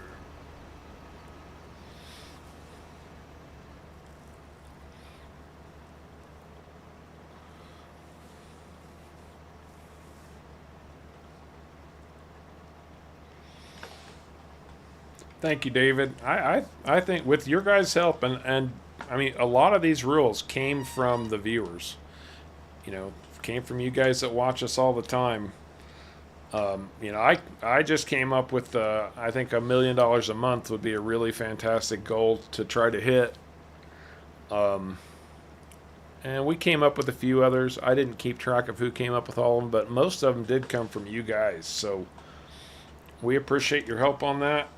We're just trying to make some halfway decent content that you guys might enjoy. And some of the rules y'all come up with, we did have to do a little bit of compromising on, Yeah.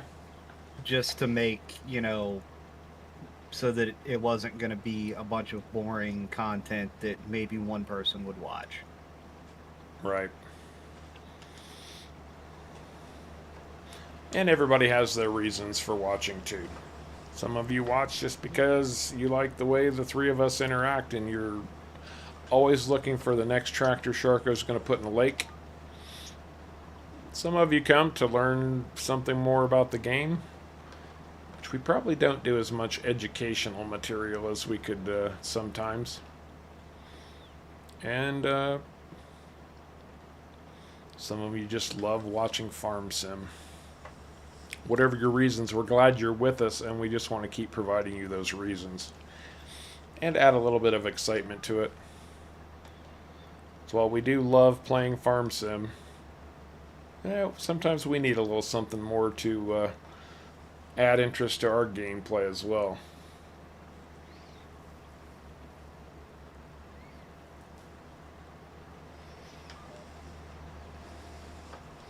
Robert, no, we are definitely not using Elm Creek.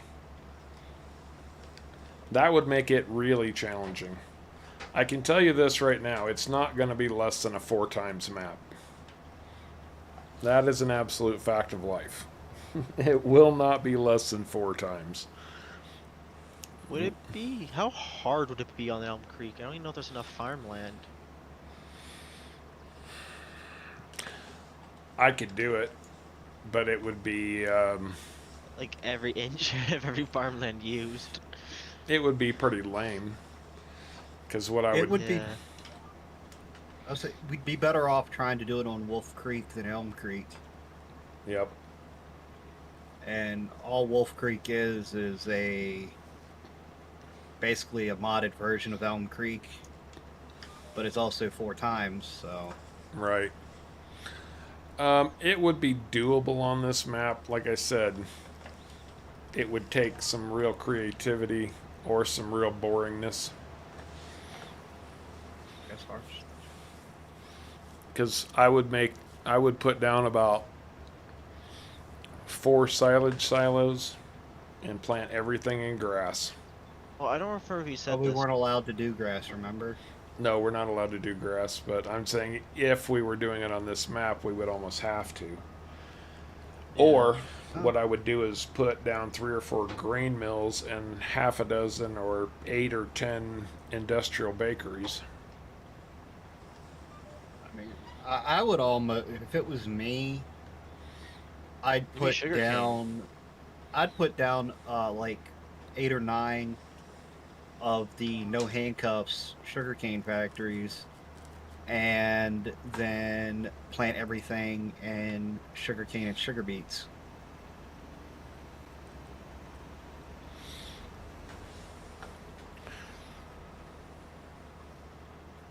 That's how I'd do it.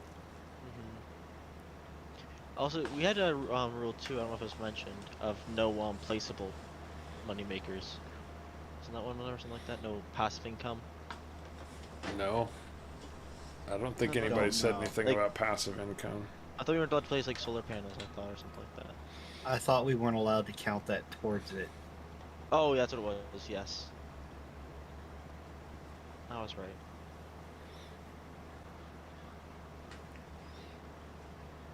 We weren't allowed to count it towards the 12 million. Oh, well, thank you, Bruce. Bruce watches because we are fun, entertaining, and seem very genuine. We are just regular Thank you. guys. Yeah.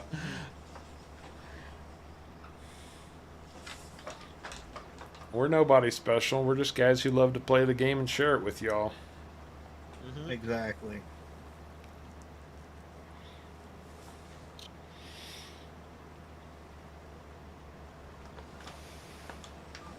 And we are actually almost done with this thing.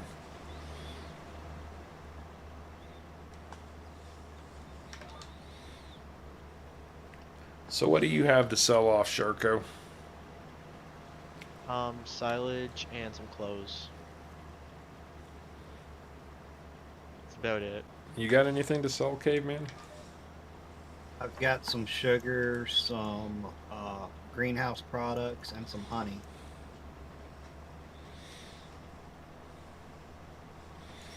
I've got straw, lime, Oh, and some silage. I forgot about lime too. possibly silage. I had used most of my silage to make TMR. There might be some that I could sell now. Yeah, that's right. Yeah, oh, that's what it was. We did say we can't use government subsidy. That Yes. one specifically. I think as a general rule, we don't use that one specifically. Yeah, we never use that anyway, so.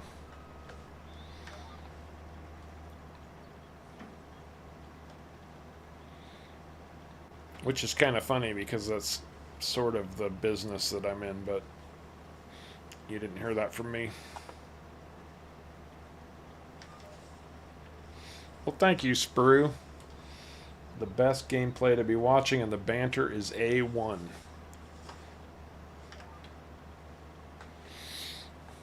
Well, that's the other thing, too. We do enjoy playing together. And yes, I deliberately phrased that together. Not with each other. Enough said. Because I know how you guys think. No. We have a good time. I mean, it's how we met. We met just because we were playing the game. Sort of. I was the what do you want to call it, the focal point, I guess, that allowed people to come together. That's true. Yeah. Not to pat myself on the back. That's not what I mean. I'm just, yeah, you know what I mean.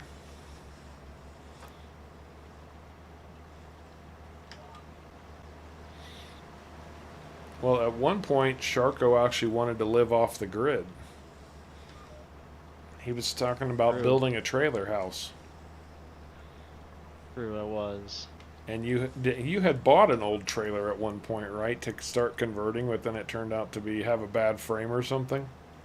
No, actually, it is parked outside.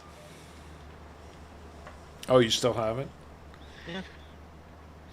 Oh, that's right. Sprue was one of the lucky recipients on the 5K stream of FS22.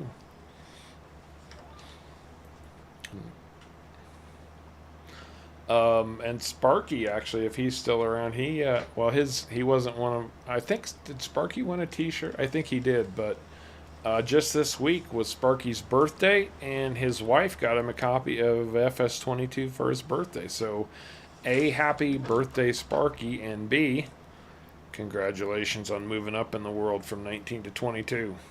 Although some people might consider that a downgrade.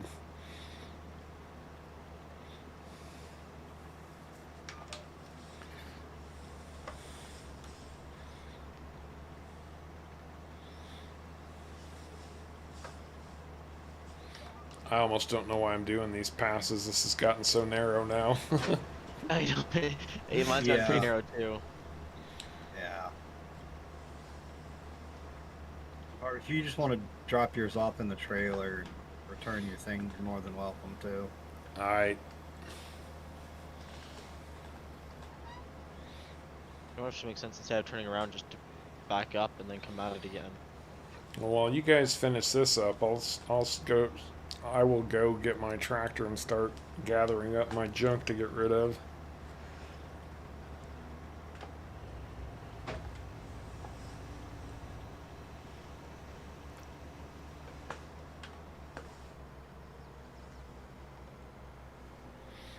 The big one is moving the line, but now that I've got the Uber trailer, I don't have to worry too much about that either. Oh yeah, we have lime, don't we?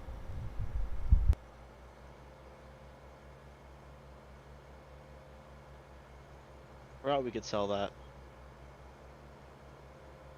Yeah, I forgot we could too.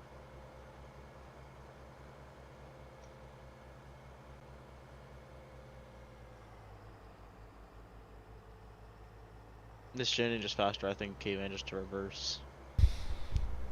Well, the sad thing is, I still have enough rocks in my lime maker that it will be full again. Mine'll still have something in it after I empty mine. Mine won't.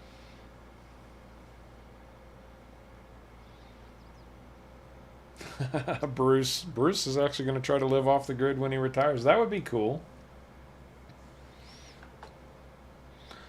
One of the reasons why I'm not is the price of building materials. Right now is awful, yeah. Paul, no, Caveman hasn't built any placeables. He's done work on a few vehicles for me.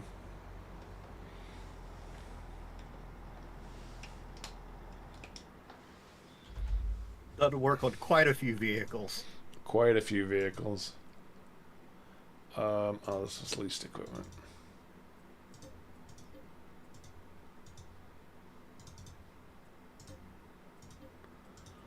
I forgot I leased that dolly.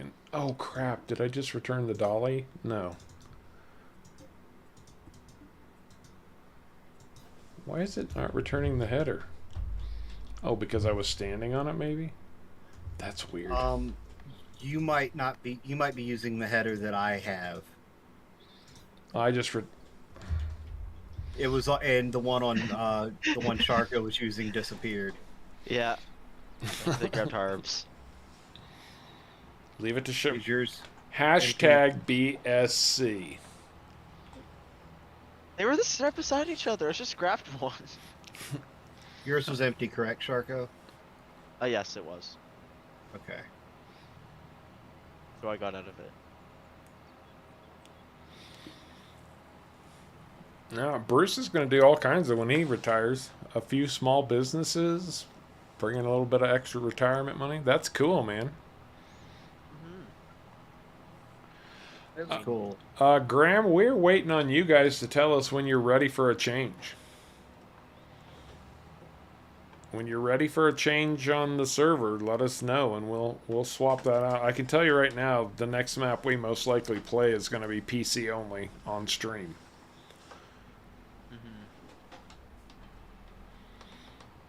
That's a very, very high possibility that's going to happen. But anytime it doesn't have to be the same on that server as there is on stream. That's just how we started because, well, believe it or not, we started this stream series the first week FS22 came out. That's true. Another reason why we need to get off this map and move on to something new. We've played this one for 4 months now. Yeah. Whew.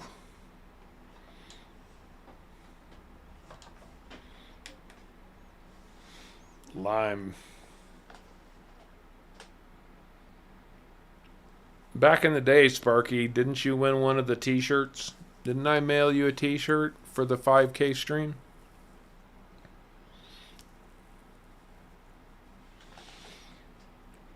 This thing launches lime like a fire hose.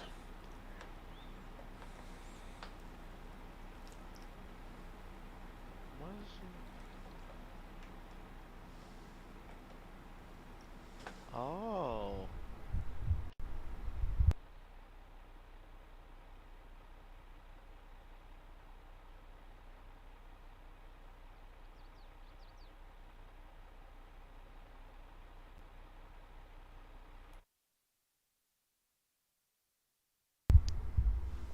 Hey, Wet Coaster, how you doing, bud? Where's the best place to How's sell it going? lime? Probably Goldcrest Valley, like always. Oh, Yeah. it's the only place. Oh, it's not Goldcrest for a change? No, Goldcrest is the only place to sell it. Oh. Paul's going to buy a hobby farm when he retires. That would be pretty cool. It would be. We talking, a couple acres, 5 acres. Just enough to run a few cows and chickens on.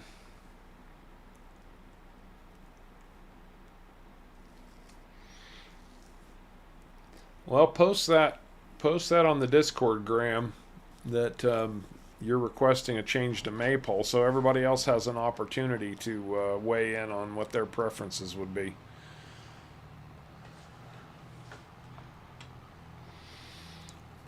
Yeah, we got a solid stream. I guess everybody stopped in to say goodbye to Elm Creek today. I guess so.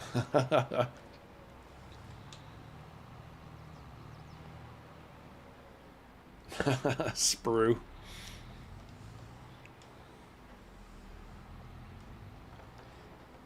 I don't think I'll ever retire. I feel like I'll be working until I'll be one of those guys they just prop up at his desk. Am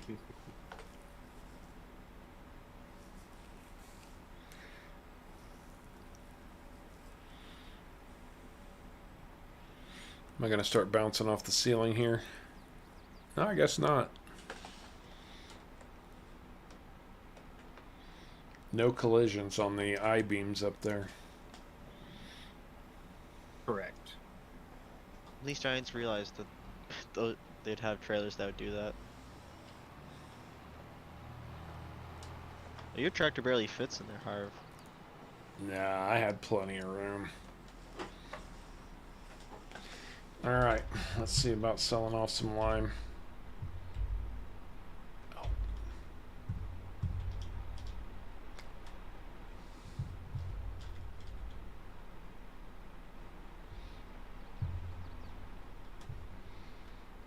And of course, it's 3 kilometers away.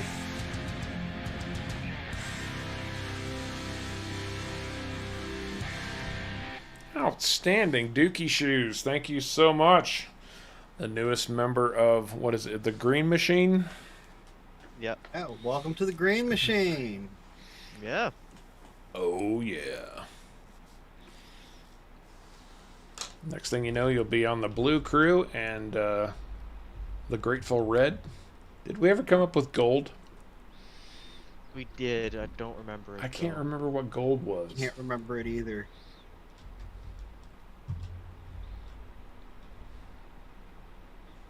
Old That's- gold. There you go, Well- Paul. A little bit of everything. Although I have to have the chickens in there, enough to provide me with eggs and then a few to fry up when I want. And I haven't had fried chicken in a long time. I could use a good fried chicken. Oh, wait a minute. It was 2.5 kilometers away, and now it's 9 kilometers away. It's doing the whole loop. Apparently.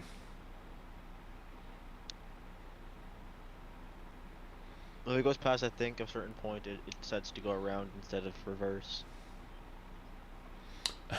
Robert, that's a pretty relaxed retirement right there, man.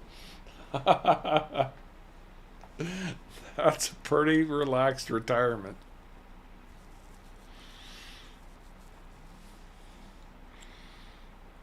I'm sure you have a whole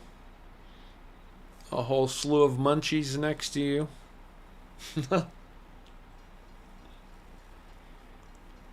This says it's okay. I see the train coming in. It said it was 8 kilometers away. There was something completely off about this. Oh, maybe it was going from the other direction, so it was calculating it from the loop. So there is a loop for the track. That's possible. That was, Yeah. I was detecting it was down the loop and not in the other direction. I'm stuck in my trailer. How did I get? There we go. There's one good benefit about my trailer. I can ship 2 products at once. You know, That's true, you can. Bruce, what I've been hearing from the women that I work with, and they know a lot about raising livestock, is you can actually make better money off sheep than you can cattle for a number of reasons. One, they don't eat nearly as much as cattle, so they're much easier to take care of in that regard. And wool actually sells for a pretty decent amount these days. And of course, there's always, a market for lamb. And there are even places that sell sheep milk and sheep milk's products. In fact, I believe last week my boss was telling me that she knows of a place that makes sheep's milk cheese that's really, really good, which I'm going to have to try that as soon as I can.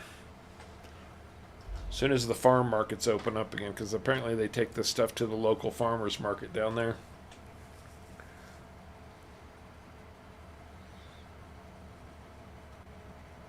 Apparently silage is also the best supplements is also gold crest.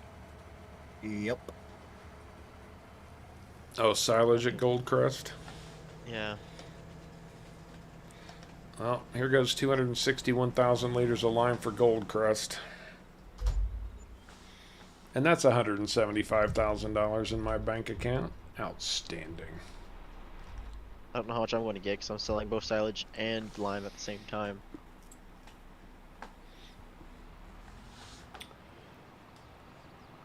Atomic, that sounds fantastic.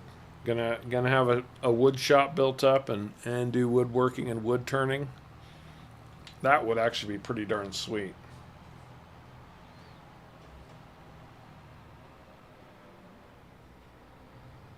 Oh, one of Sparky's friends just bought an 18-acre farm. That's pretty cool.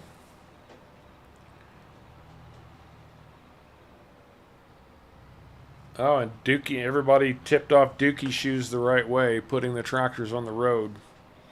Worked out real well for him, so thanks everybody for helping him out. It's nice to find out that things actually work before the end of the stream. A lot of times we give people info and then we don't actually hear any more about what they've managed to accomplish. You know, I don't have enough silage to make it worthwhile. Hey, Psycho Kid, how you doing, man? Okay, man owns the train. Okay, that's why I can't rent it. Yep, I literally, as soon as it went off the map, I grabbed it. Yeah, David, that makes a certain amount of sense. If you wait until you can see the train to rent it, it's going to save you a few bucks, but I would argue that while if you're really pressed for money and enjoy nickel and diming everything, yeah, that's fine and dandy, but I mean, you're prorated for how long? If you don't use the train for an hour, you don't pay the full $1,000 for an hour anyway.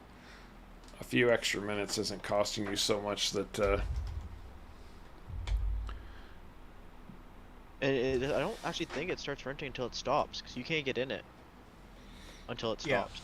It starts when you stop and it ends when you drive it off the map. is Yeah. that right? Yes.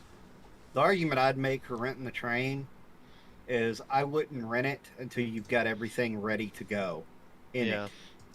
Then you rent it. That makes sense. Well, the animal dealer's the best for straw, so well, except for the biogas plant, but I've got so much straw I'd never get it all in the biogas plant anyway. Bruce, I have not uploaded any of the new, because there was a real dirt fix and a real dirt track color mod this week. I have not tried those yet. It has to have the fix. It always has the fix. It had one in 19. Why wouldn't there be one in FS22? Yeah, you done with the caveman? Yes, I am. Yeah. And as near as I can tell, the fix is just making the dirt color stick longer. Which I think was the reason for the fix in FS19 also.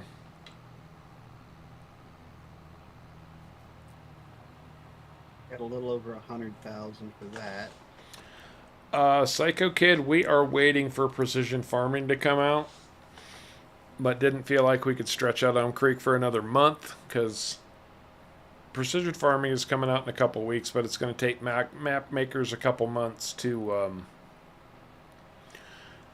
or a couple extra weeks to get their maps all prepped and ready for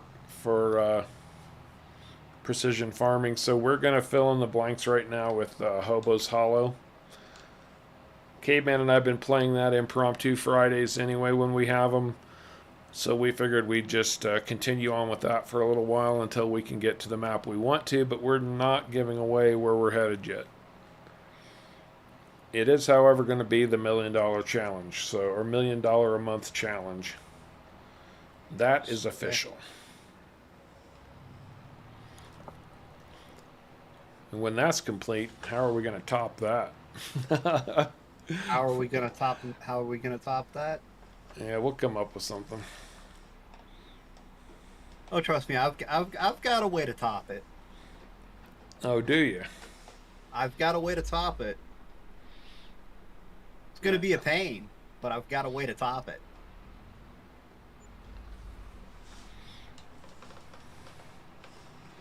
And that right there, ladies and gentlemen, is why you don't chop straw. You actually bale it and keep it. $38,000 worth of straw right there.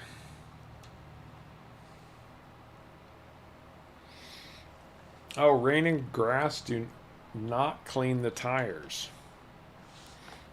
That actually seems contradictory to me. But whatever. Yeah, I actually thought you started paying as soon as you rented the train too, David. You might. That's just I know you can't get into it until it stops. So the train's taking forever to slow down.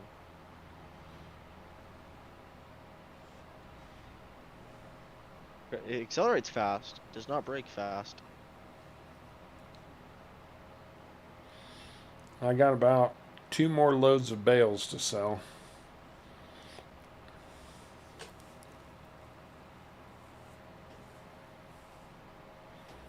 And of course, A it's full always trainload of silage sold. Now I've got probably a full trainload of lime to sell. yeah.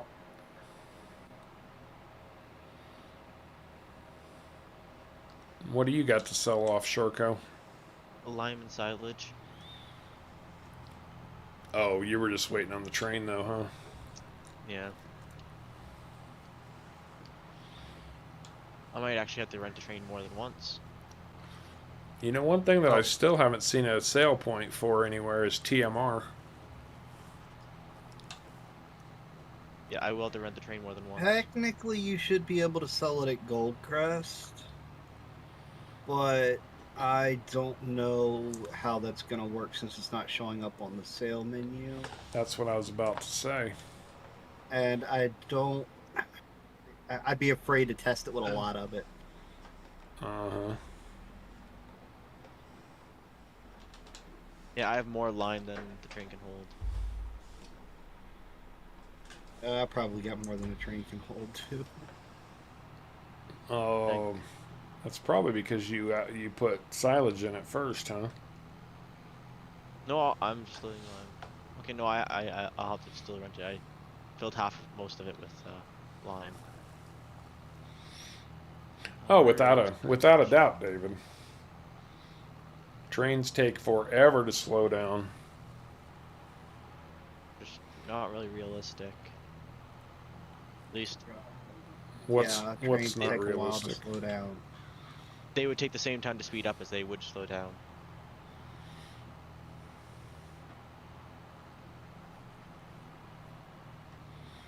Well, I'm thoroughly confused, but that's not surprising when Sharko starts talking. No, trains can accelerate as fast as they can brake.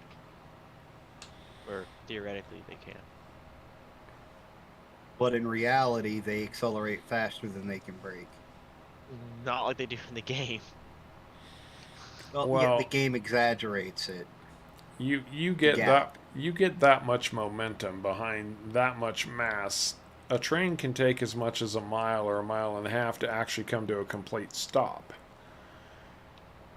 And it takes though quite a few miles for it to get up to speed. Oh, without a doubt. So, But I thought we were just talking about stopping. oh, they generally do take a long time to stop. At least if they're full. If they're empty, they actually have quite a lot of braking power. Because every train car brakes usually. You know, Paul, I'm not entirely sure if Wilhelmina will be ported over. I haven't heard. Oh, what was that modder's name? I don't even remember. Oh, man, I used to know it off the top of my head. Now I can't think of it. I have not heard anything, but there's some other one. Like, I haven't looked at it yet. Caveman keeps telling me I should, and I haven't. But Chainsaw Valley, I've heard, is very, very good. Which isn't quite the same, but is, at least by its name, sounds kind of similar. A few fields and mostly forests.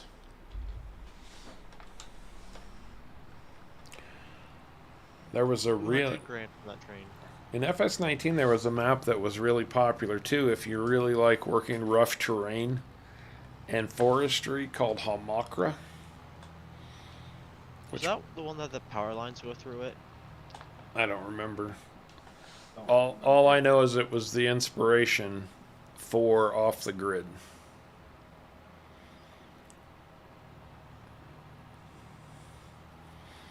Because I watched Mr. Sealy P do a series on Halmacher, which I really enjoyed watching. He did a great job with that, and I was like, Off the Grid.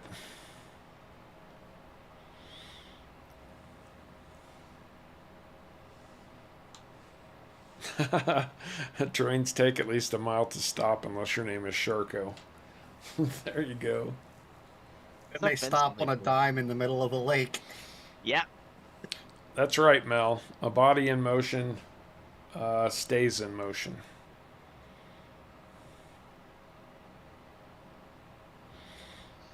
It's called inertia, or braking inertia. A body in motion stays in motion. A body at rest tends to stay at rest.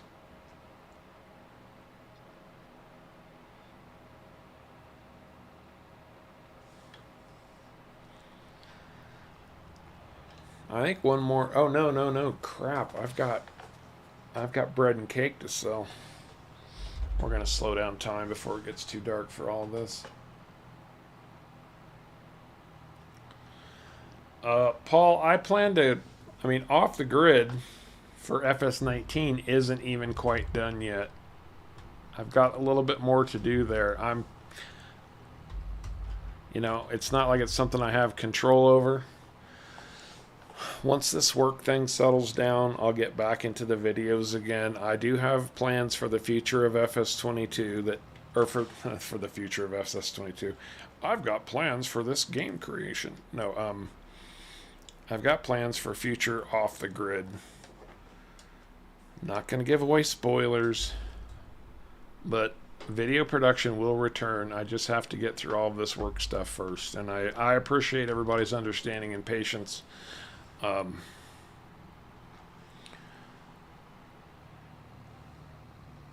But this new career that I'm trying to get off the ground has to come first. But Off the Grid is by no means done. There's a lot of Off the Grid left in the future, plus other things. So videos will be coming back. I can't make a promise as to when that's going to be yet, because I don't know how long it's going to take for work to settle down. I'm still traveling every week. I have to move over there, so I don't have to travel every week. And of course, you know what a challenge moving can be. And then even after I move, there's a real possibility that they will keep having me travel to other locations, because that's part of the training program anyway. So, all of this stuff is stuff I've got to try to balance. And, we enjoy doing the streams. We like doing the streams. It's not ever been the focus of my channel, but it has become that because it's the only way that I have to keep everything alive and active and moving forward, even if it does appear to be at a snail's pace. So, it is what it is. And I'm doing the best I can, guys. Patrick, a body in motion tends to stay in motion unless you're talking about Patrick's body. That's right. This train has really terrible headlights. Like, you can maybe see a few meters in front of you.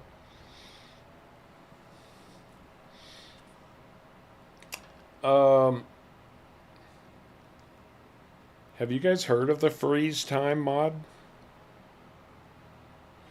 I haven't.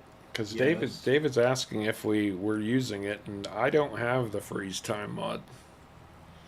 No, we're not using it, but yes, I have heard of it. Okay. So it's kind of like pausing the game, only It only pauses time. it only pauses time. That's interesting, actually. All right. Straw is off the field.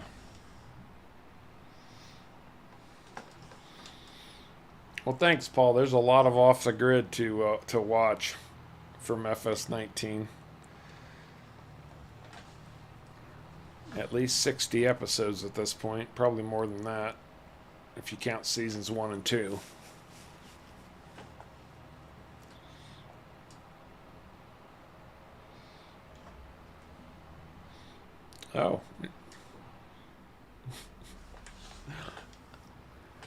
reading chat.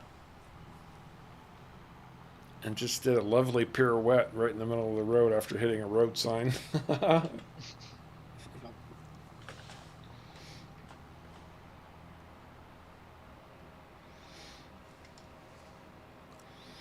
A dead the body trains- always weighs twice as much as a live one. Take it from a retired EMS worker. There you go. Go ahead, Charco. I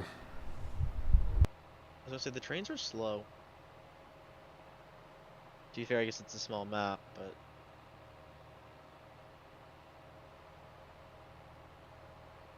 well, I just saw you do the silhouette.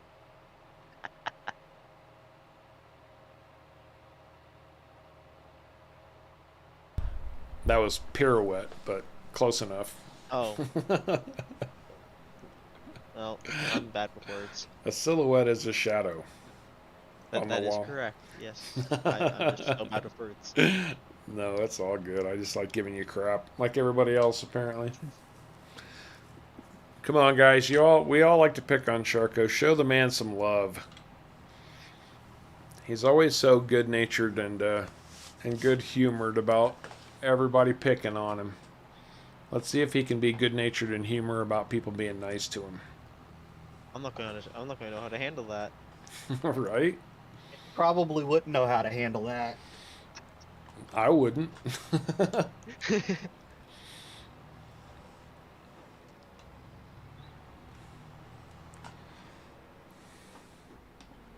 All right, bread and cake time.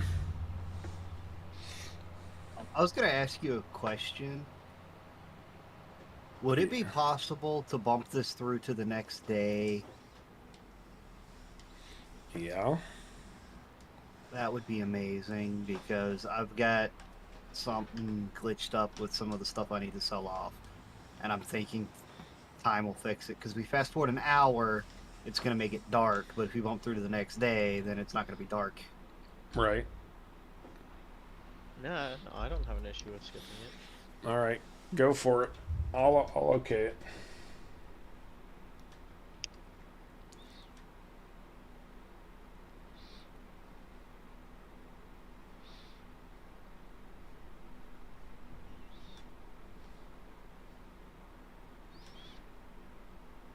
Are you guys waiting on me to do this? I hit the button and It didn't even give me the pop-up for it. Yeah. Are you... Oh, there it goes. Oh. Well, thank you. I did it. Did you not? Were you not logged in as admin? I thought I was, but You apparently shouldn't- I wasn't. You shouldn't need to be logged in as admin to sleep, I don't think. See, did time fix it? Please say time fixed it. Time fixed it. Awesome. Like negative money or something like that. No, it wasn't negative money. Some of the stuff I was selling just was not showing up. It was showing up that it was there, but it was saying one thing and doing a different thing. The game hadn't updated to fix what it was supposed to be doing yet.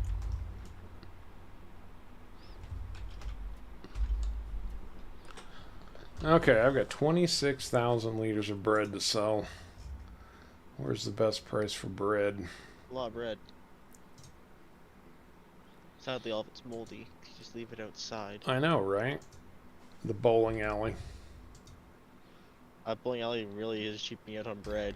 Oh, the bowling alley wants cake too, so I'm going to try to take it all in one fell swoop, see if I can get it all on here.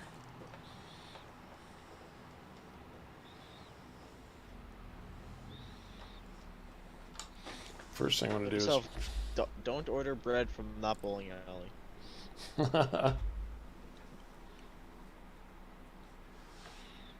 That's better.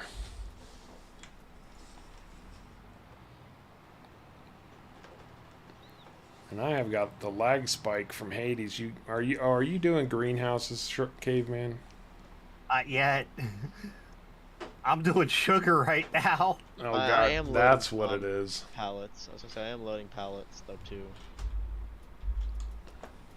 There we go. I'm Okay, fully loaded so with pallets. 78,000 liters of sugar in one load. Good And I God. know I've got another load. The lag is awful. It should be fixed now, at least from my end. Nope. Oh, are you serious? It won't auto load these pallets, but I can manually stack them, so Which pallets? these cake pallets. The trailer thinks it's full, Hmm. but if I just Oh. toss them on top, it will still, I can still take them over to sell. So I think the cake pallets are tall. No, the cake pallets are No, short. The bread it's- pallets are tall. Oh, okay. I think it's... You've got a certain... It can only hold a certain number of pallets. I might have to go in and tweak those settings a little bit. It's fine. I'm not worried about it. I just need to manually get these on there is all. And I gotta flip my truck back over.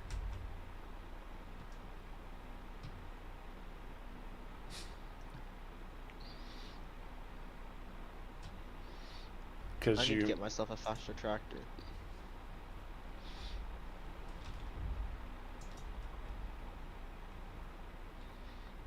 And this is going to be a good sale.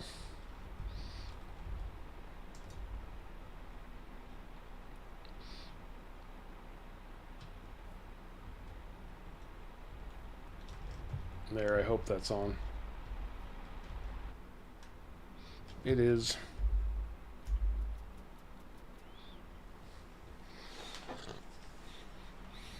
$13,200 of cake at roughly 10,000 per 1,000 liters. I feel like cake's better. Bruce. Better than.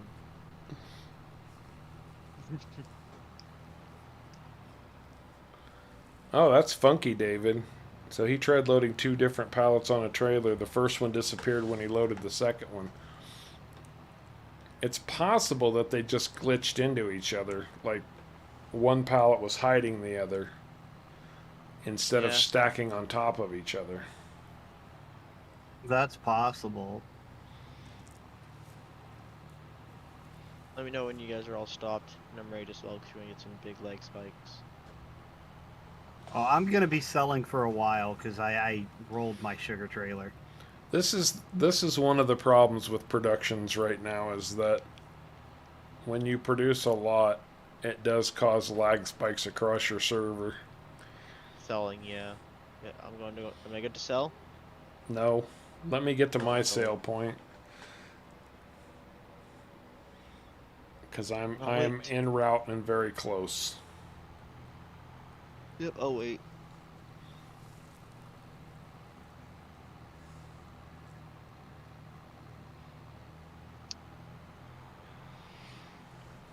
Yeah, I'll be honest with you, Paul. I'm not a fan of the semi trucks that are available right now in FS22. How do you roll a truck uphill? It literally rolled uphill when you're driving straight-ish. I was barely turning. Oh, thank God for Lumberjack. And the thing that bothers me is I'll be going straight, not even turning, and it'll roll. Uh-huh. Like I've already done my turn and got back straight. Then it decides, oh yeah, you know what? I forgot to roll in that turn. Let me just roll now because I didn't do it when I was supposed to. Okay, I'm at my destination. Okay.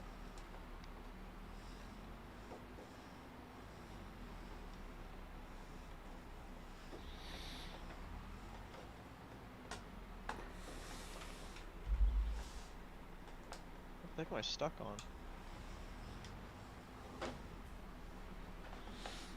Cakes and breads going in. Oh my god, I just made $150 off of 6 pallets of clothes. $150?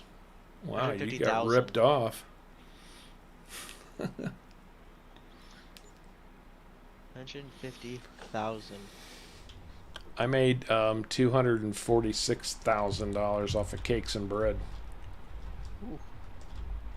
It's under, see, that's under products. Right? Yep. Sold $111,000 off the first load of sugar. 111,000 off of one load of sugar. Yes. You've And been I've got another load. You've been storing that up for a while. You know, I had literally emptied it right before you skipped to the next day. Oh, okay. And I've got to re-empty. There you go, Wet Coaster. It was an early ice patch.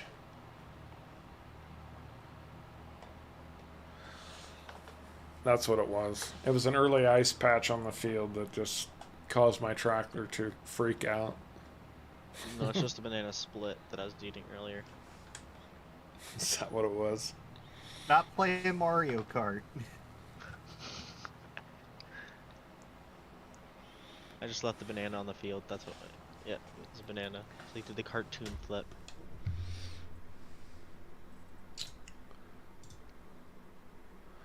Well, I do have 250,000 liters of silage I could sell off. I'm not going to. I think I'm done selling. I'm going to finish this tour on Elm Creek with just short of $900,000 that technically all belongs to the bank. I'm surprised they haven't come after you yet for your loan. I guess because you're still paying the interest, they don't care. They don't care. I'm paying the interest. And even if they did Weirdest care, loan I in the don't world. care.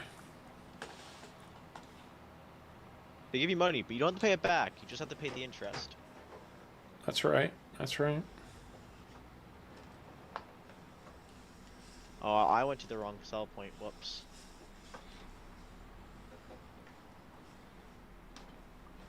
I'm not supposed to be here.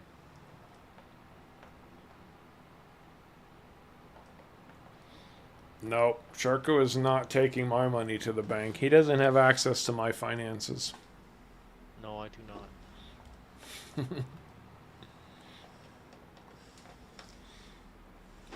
Ooh, maybe that's what we do. Whatever we end up with today, we pool that amount of money, right? Well, this is just a thought. Just something to think about. So we total how much we have, and that's what we can start with when we do the $1 million challenge. $1 million a month challenge. That could be kind of high. Yeah. $3 million is high to start that challenge. I mean, your average farm manager starts at 1.5 million. 3 million's not high, but you mean like if we sell our property and all that, it'd be high? Or do you just mean what we earn? No, I'm talking about the cash we end up after we sell everything today. Not selling equipment or land, just all of our goods. Oh, does that mean raw goods too? Anything that you were normally going to sell. Like, I feel like I've sold everything that I want to sell right now. So I'm at 891,000. Like, if we were going to continue playing on Elm Creek and we were doing an early winter sale or pre-winter sell-off, not selling anything you wouldn't normally sell. I've sold everything that I would normally sell. And so have I. I haven't yet. What do you have yet to sell? I've still got to take care of greenhouse stuff. I mean, Well, I didn't make much money, but see, Sharko's got less than 500,000. I've got 900,000 basically. Caveman's probably going to end up around 700,000 or 800,000. So the three of us totaled together isn't going to be that outrageous to start the next farm on. When we get No, to I think- yeah, maybe around 3 million. 2 million? 2 million, 2.5. Yeah, that's around reasonable. Well, and see, that's what a lot of players do is they'll take their existing cache from their current map and basically, you know, do a little bit of role play as I'm picking up and moving to a new location.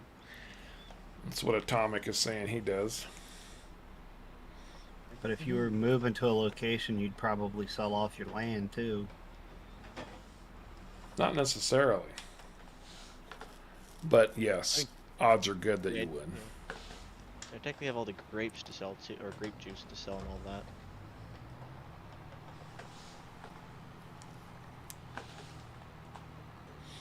Well, for that matter, if I process all of my wheat and turn it into bread and cakes. Be another 500,000. Or a I'm million. just making sure my cows are fed right now. We're getting a thumbs up from Kevin on that one.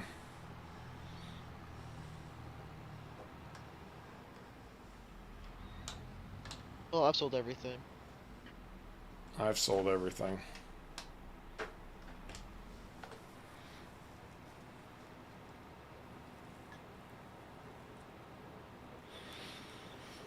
Don't want to leave the cows hungry. I better feed the chickens too. No, I fed my sheep.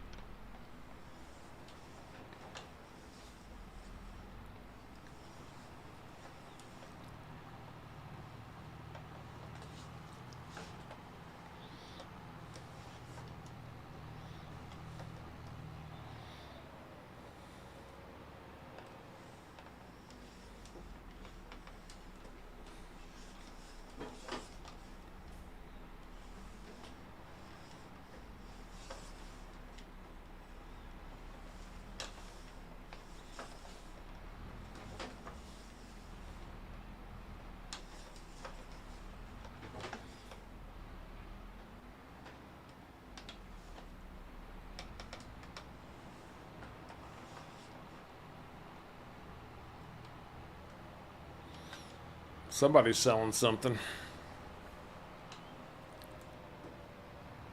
Probably caveman, because I'm literally just sitting in my parking lot. I'm not even selling yet. I'm sitting here trying to organize my stuff from the greenhouses like I normally do before I sell. I'm just doing it in a slightly different manner this time. See, you really needed the storage shed mod for your Oh, greenhouses. That would make your greenhouses so much better. Most definitely. Before you skip time, I placed them down just so that I could store them. Oh, are you serious? You did that? Yes. Oh, well, I- shoot. I wish you would have told me, because I'd have come over and showed everybody. Well, you want to come over and show them to people?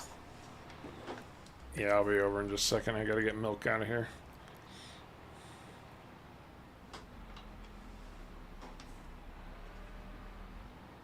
Make sure my tractor's also parked in water before I leave.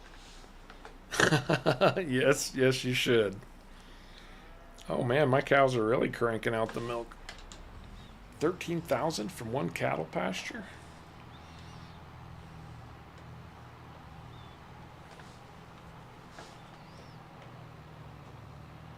Might as well feed Sharko while I'm at it. I don't eat much. I'll probably just eat whatever's left over in the chicken coop. You guys are merciless. I said show Sharko some love, and that's what we get. I think I got one Sharko's awesome comment. And that was Kevin, and you can always count on Kevin to say nice things. Mm-hmm.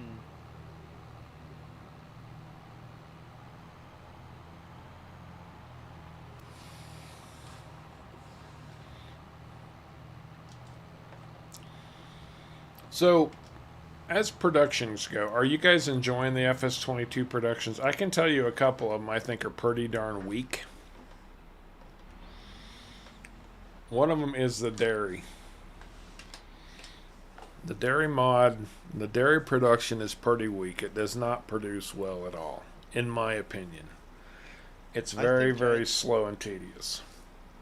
I think they could put more depth into the factories. Well, everybody makes the argument that they're leaving that kind of stuff to the modders, which makes a reasonable amount of sense, and it could be true.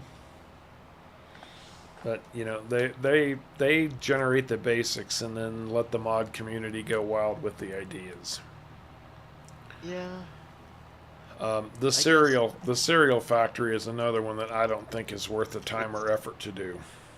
The cereal is terrible. You have to get so much to get it, and you only get like maybe 11% increase in profit, other than just selling the raw materials used for it. Well, I'm just talking about actually using the thing.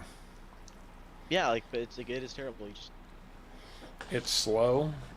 You've got to do oats, honey, raisins. There's one other thing you have to put in there. Oh, sugar. I think it's sugar. No, it's got honey. It's definitely oats, raisin, and honey. Give me a second. I'll pull it up. But it doesn't. I forgot about honey. It doesn't produce fast enough to make it worthwhile. Yeah, honey, raisin, oats, and corn. Oh, corn. That was the one I was forgetting.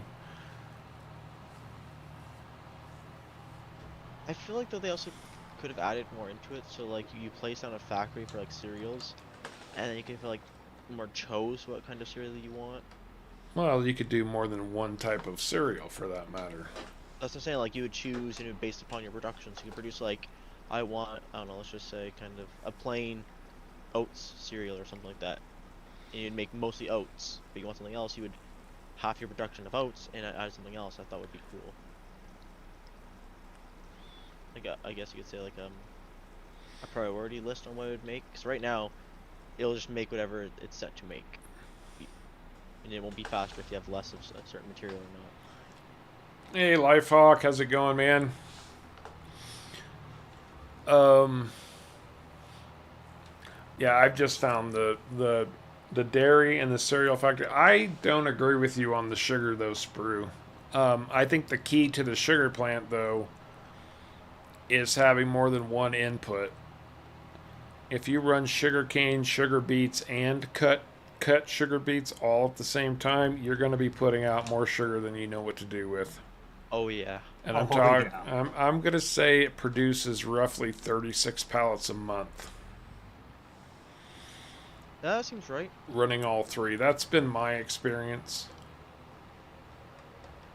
And once you get all three up and running, you can make a nice sustainable anywhere from 50 to 75,000 a month just on sugar. It's a lot of work to get there. But once you do, it's a nice income.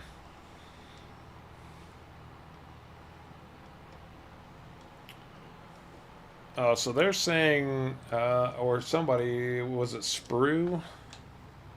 I think so. I'm looking on. Somebody said, take the money in one tractor with us. Well, Money also in one tractor. what tractor that's going to be. Yeah, you know what tractor that's going to be.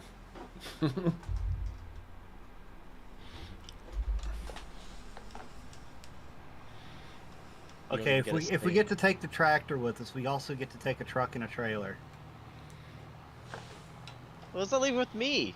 A tractor, truck, and a trailer. Yeah, gotta haul. You gotta haul the tractor there. You get to bring a scooter, Sharko. That's what you brought with you from the Yukon.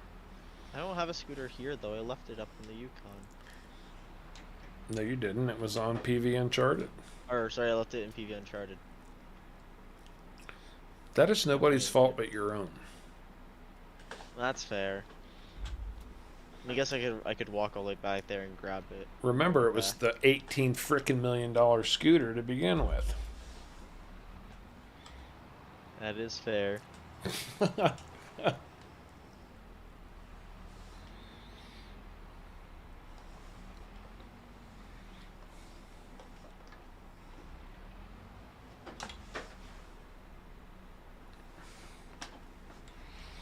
right, let's go look at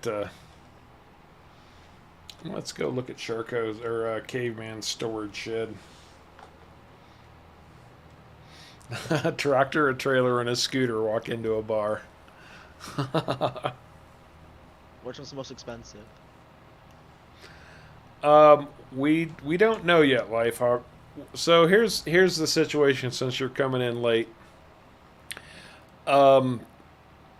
we don't feel like we can get enough play out of Elm Creek to keep it going, but we don't want to really start a serious challenge until precision farming comes out. We really want to get involved with precision farming. So today's the finale for Elm Creek. We're doing a final sell-off, and we're going to continue the impromptu map Hobo's Hollow for a few weeks until precision farming comes out and the modding community has a chance to make additions to their modded maps that incorporate precision farming, and we can actually get one up and running. We have an idea of the map we want to go to. It depends on whether that map maker chooses to pursue precision farming. I don't know why they wouldn't, but we have to wait and see. So we're not saying where we're going just yet. If you put this thing down, Caveman, I'd like to know where in the heck you put it. It must be over by your sugar Behind factory. my sugar mills. I figured. Behind them.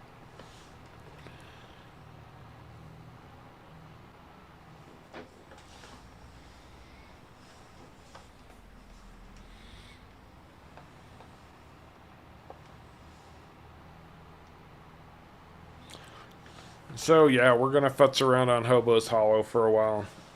Do something different, get into some forestry. Things of that nature. Oh, man, you put a lot of them down. Yeah, one for each. Oh yeah, for your, right. For your greenhouses.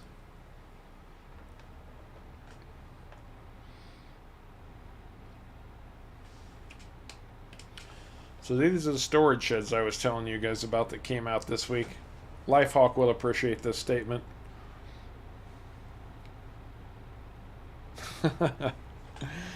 Game changer.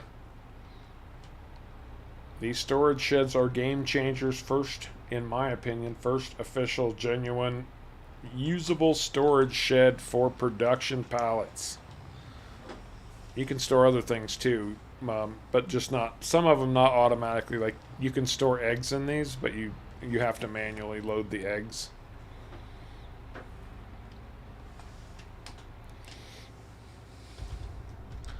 These are from a modder known as Zodelzocht.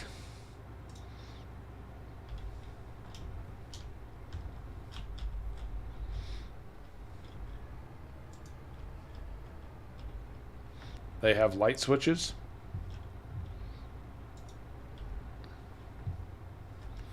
Wait a second. Apparently that switch doesn't do anything. In FS19, those used to turn on the yellow warning triangle or warning strips here. But anyway, Zodelzocht used to do a lot of mods for a global company. But now he has produced these lovely little storage sheds that hold 1 million liters of product.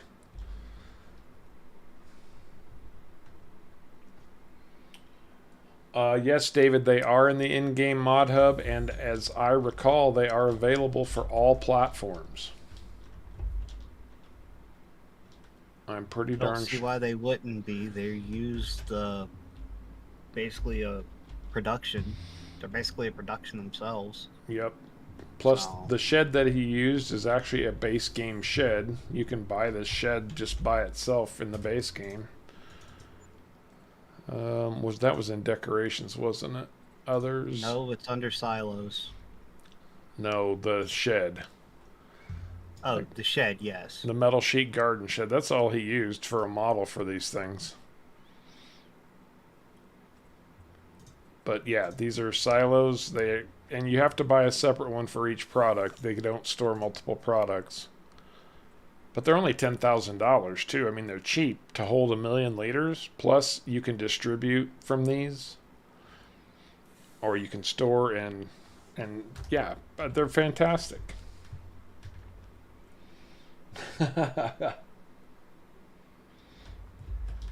If it doesn't have lasers, it's not a game changer. That's fair.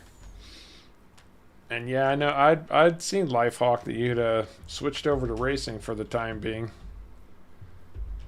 That you hadn't opened Farm Sim in a few weeks. But we appreciate you still hanging out with us, man. And Eric, I think I said hi, but I apologize if I read your name and then forgot to say something.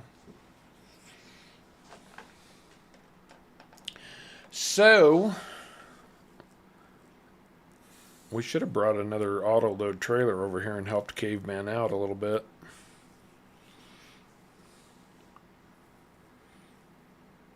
Sharko. I don't have a big enough one. All I've got left to sell is Honey? the honey and whatever's in that. Lettuce? Yeah, lettuce, honey and lettuce. That's all I got left to sell. Okay.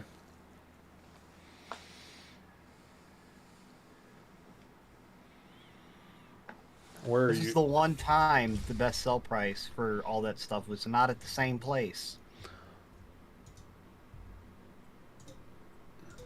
And just so they know, that additional farm we had, I just deleted it because we're not adding that money in. Oh yeah, that was the one where the people that won the opportunity to join us were using. Oh, fair enough, Lifehawk. Fair enough. We appreciate you hanging with us, man. I appreciate you. Lifehawk is one of those people who he remembers. He doesn't take things for granted, and I appreciate that about him. Like this week, I'm sure many people noticed, but he was the one who reached out and said, "Hey, we missed you on Friday." The only person I heard from that said they missed me on Friday. So I appreciate that, your thoughtfulness, Lifehawk, I really do.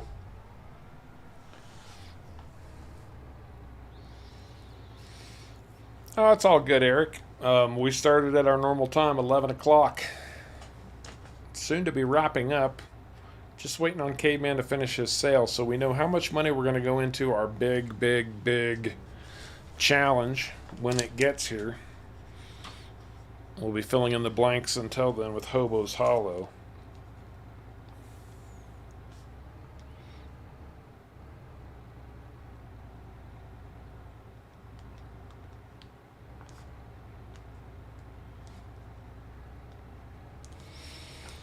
So right now, I have got, and this is all going to be pooled because we're not going to have separate farms when we do the $1 million a month challenge. 8916 or 864. Sharko has 421907. And we haven't heard from you in a while, Sharko. Are you still alive? Yep, I'm here. Okay. I just didn't know if you'd muted yourself or something. No. Just didn't know what to talk about. Oh. Just blanked. Oh, it's all... Well, I'm sorry you were in the hospital, Sprue. Yeah, so sorry about that. Sorry about that.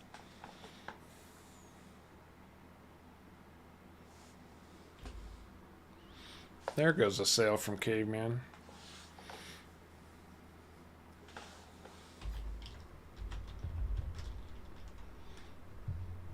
Oh, so you loaded your lettuce already. So all you've got left now is honey, right?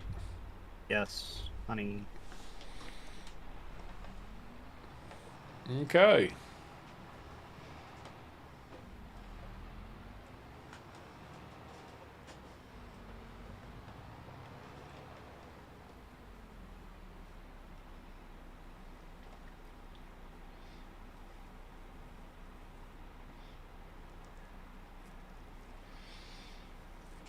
That's a really strong suggestion, Lifehawk.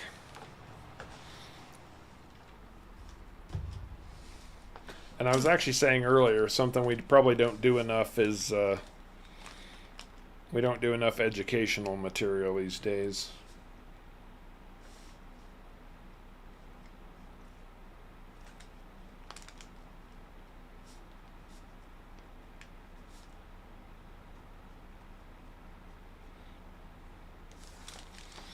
Looks like I had a pallet of sugar spawn too. I feel like A you'll keep having a single- pallet of spawn. A single pallet. Oh, it goes to the same place the honey does. So I'm just gonna grab Oh. that single one that's there. Well, Mr. Ohio, we're just not. We're wrapping up a map, and we're at the very end of the stream. We're just waiting on Caveman to finish selling his stuff off, because then we'll know exactly what we're going to start our big challenge with. And we'll have that total on stream, so we can't deviate from it. We'll have a video record of it.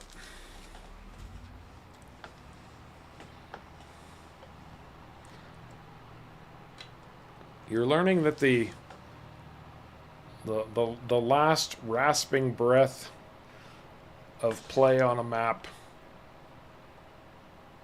comes sometimes brutally slow.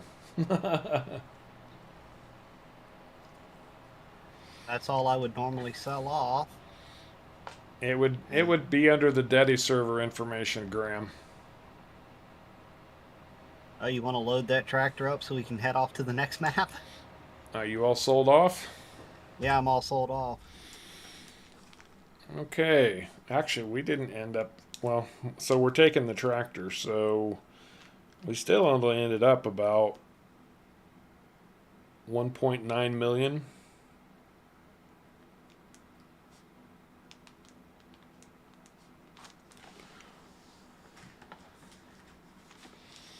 Let's get a final official total.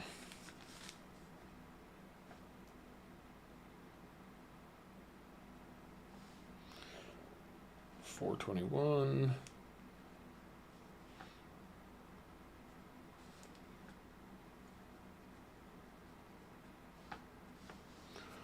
$1,924,322.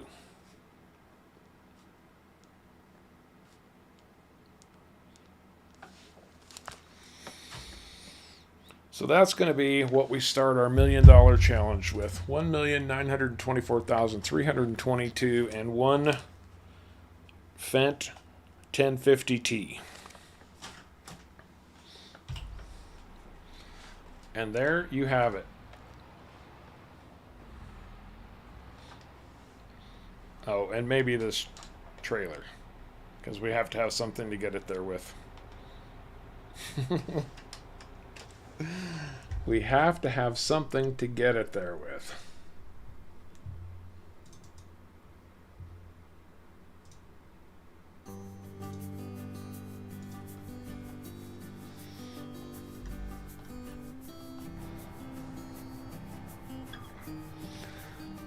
All right, Caveman. Get us the heck out of town. Guys, it's been a blast. This was a great stream, and we appreciate all of you joining us and all of the fun and games that we've had on Elm Creek. You're going to run right into a wall, man. I know. You said get us out of town. That's the way out of town. That is the way out of town. Elm Creek's been a blast, and we appreciate it. Sharko, Caveman, any final thoughts or words? Guess we'll catch y'all on the next one. Yeah, catch you in the next town. Absolutely. As always, we very much appreciate you coming along for the ride. Don't forget, don't take life too seriously. None of us gets out alive anyway. And until next time, take care.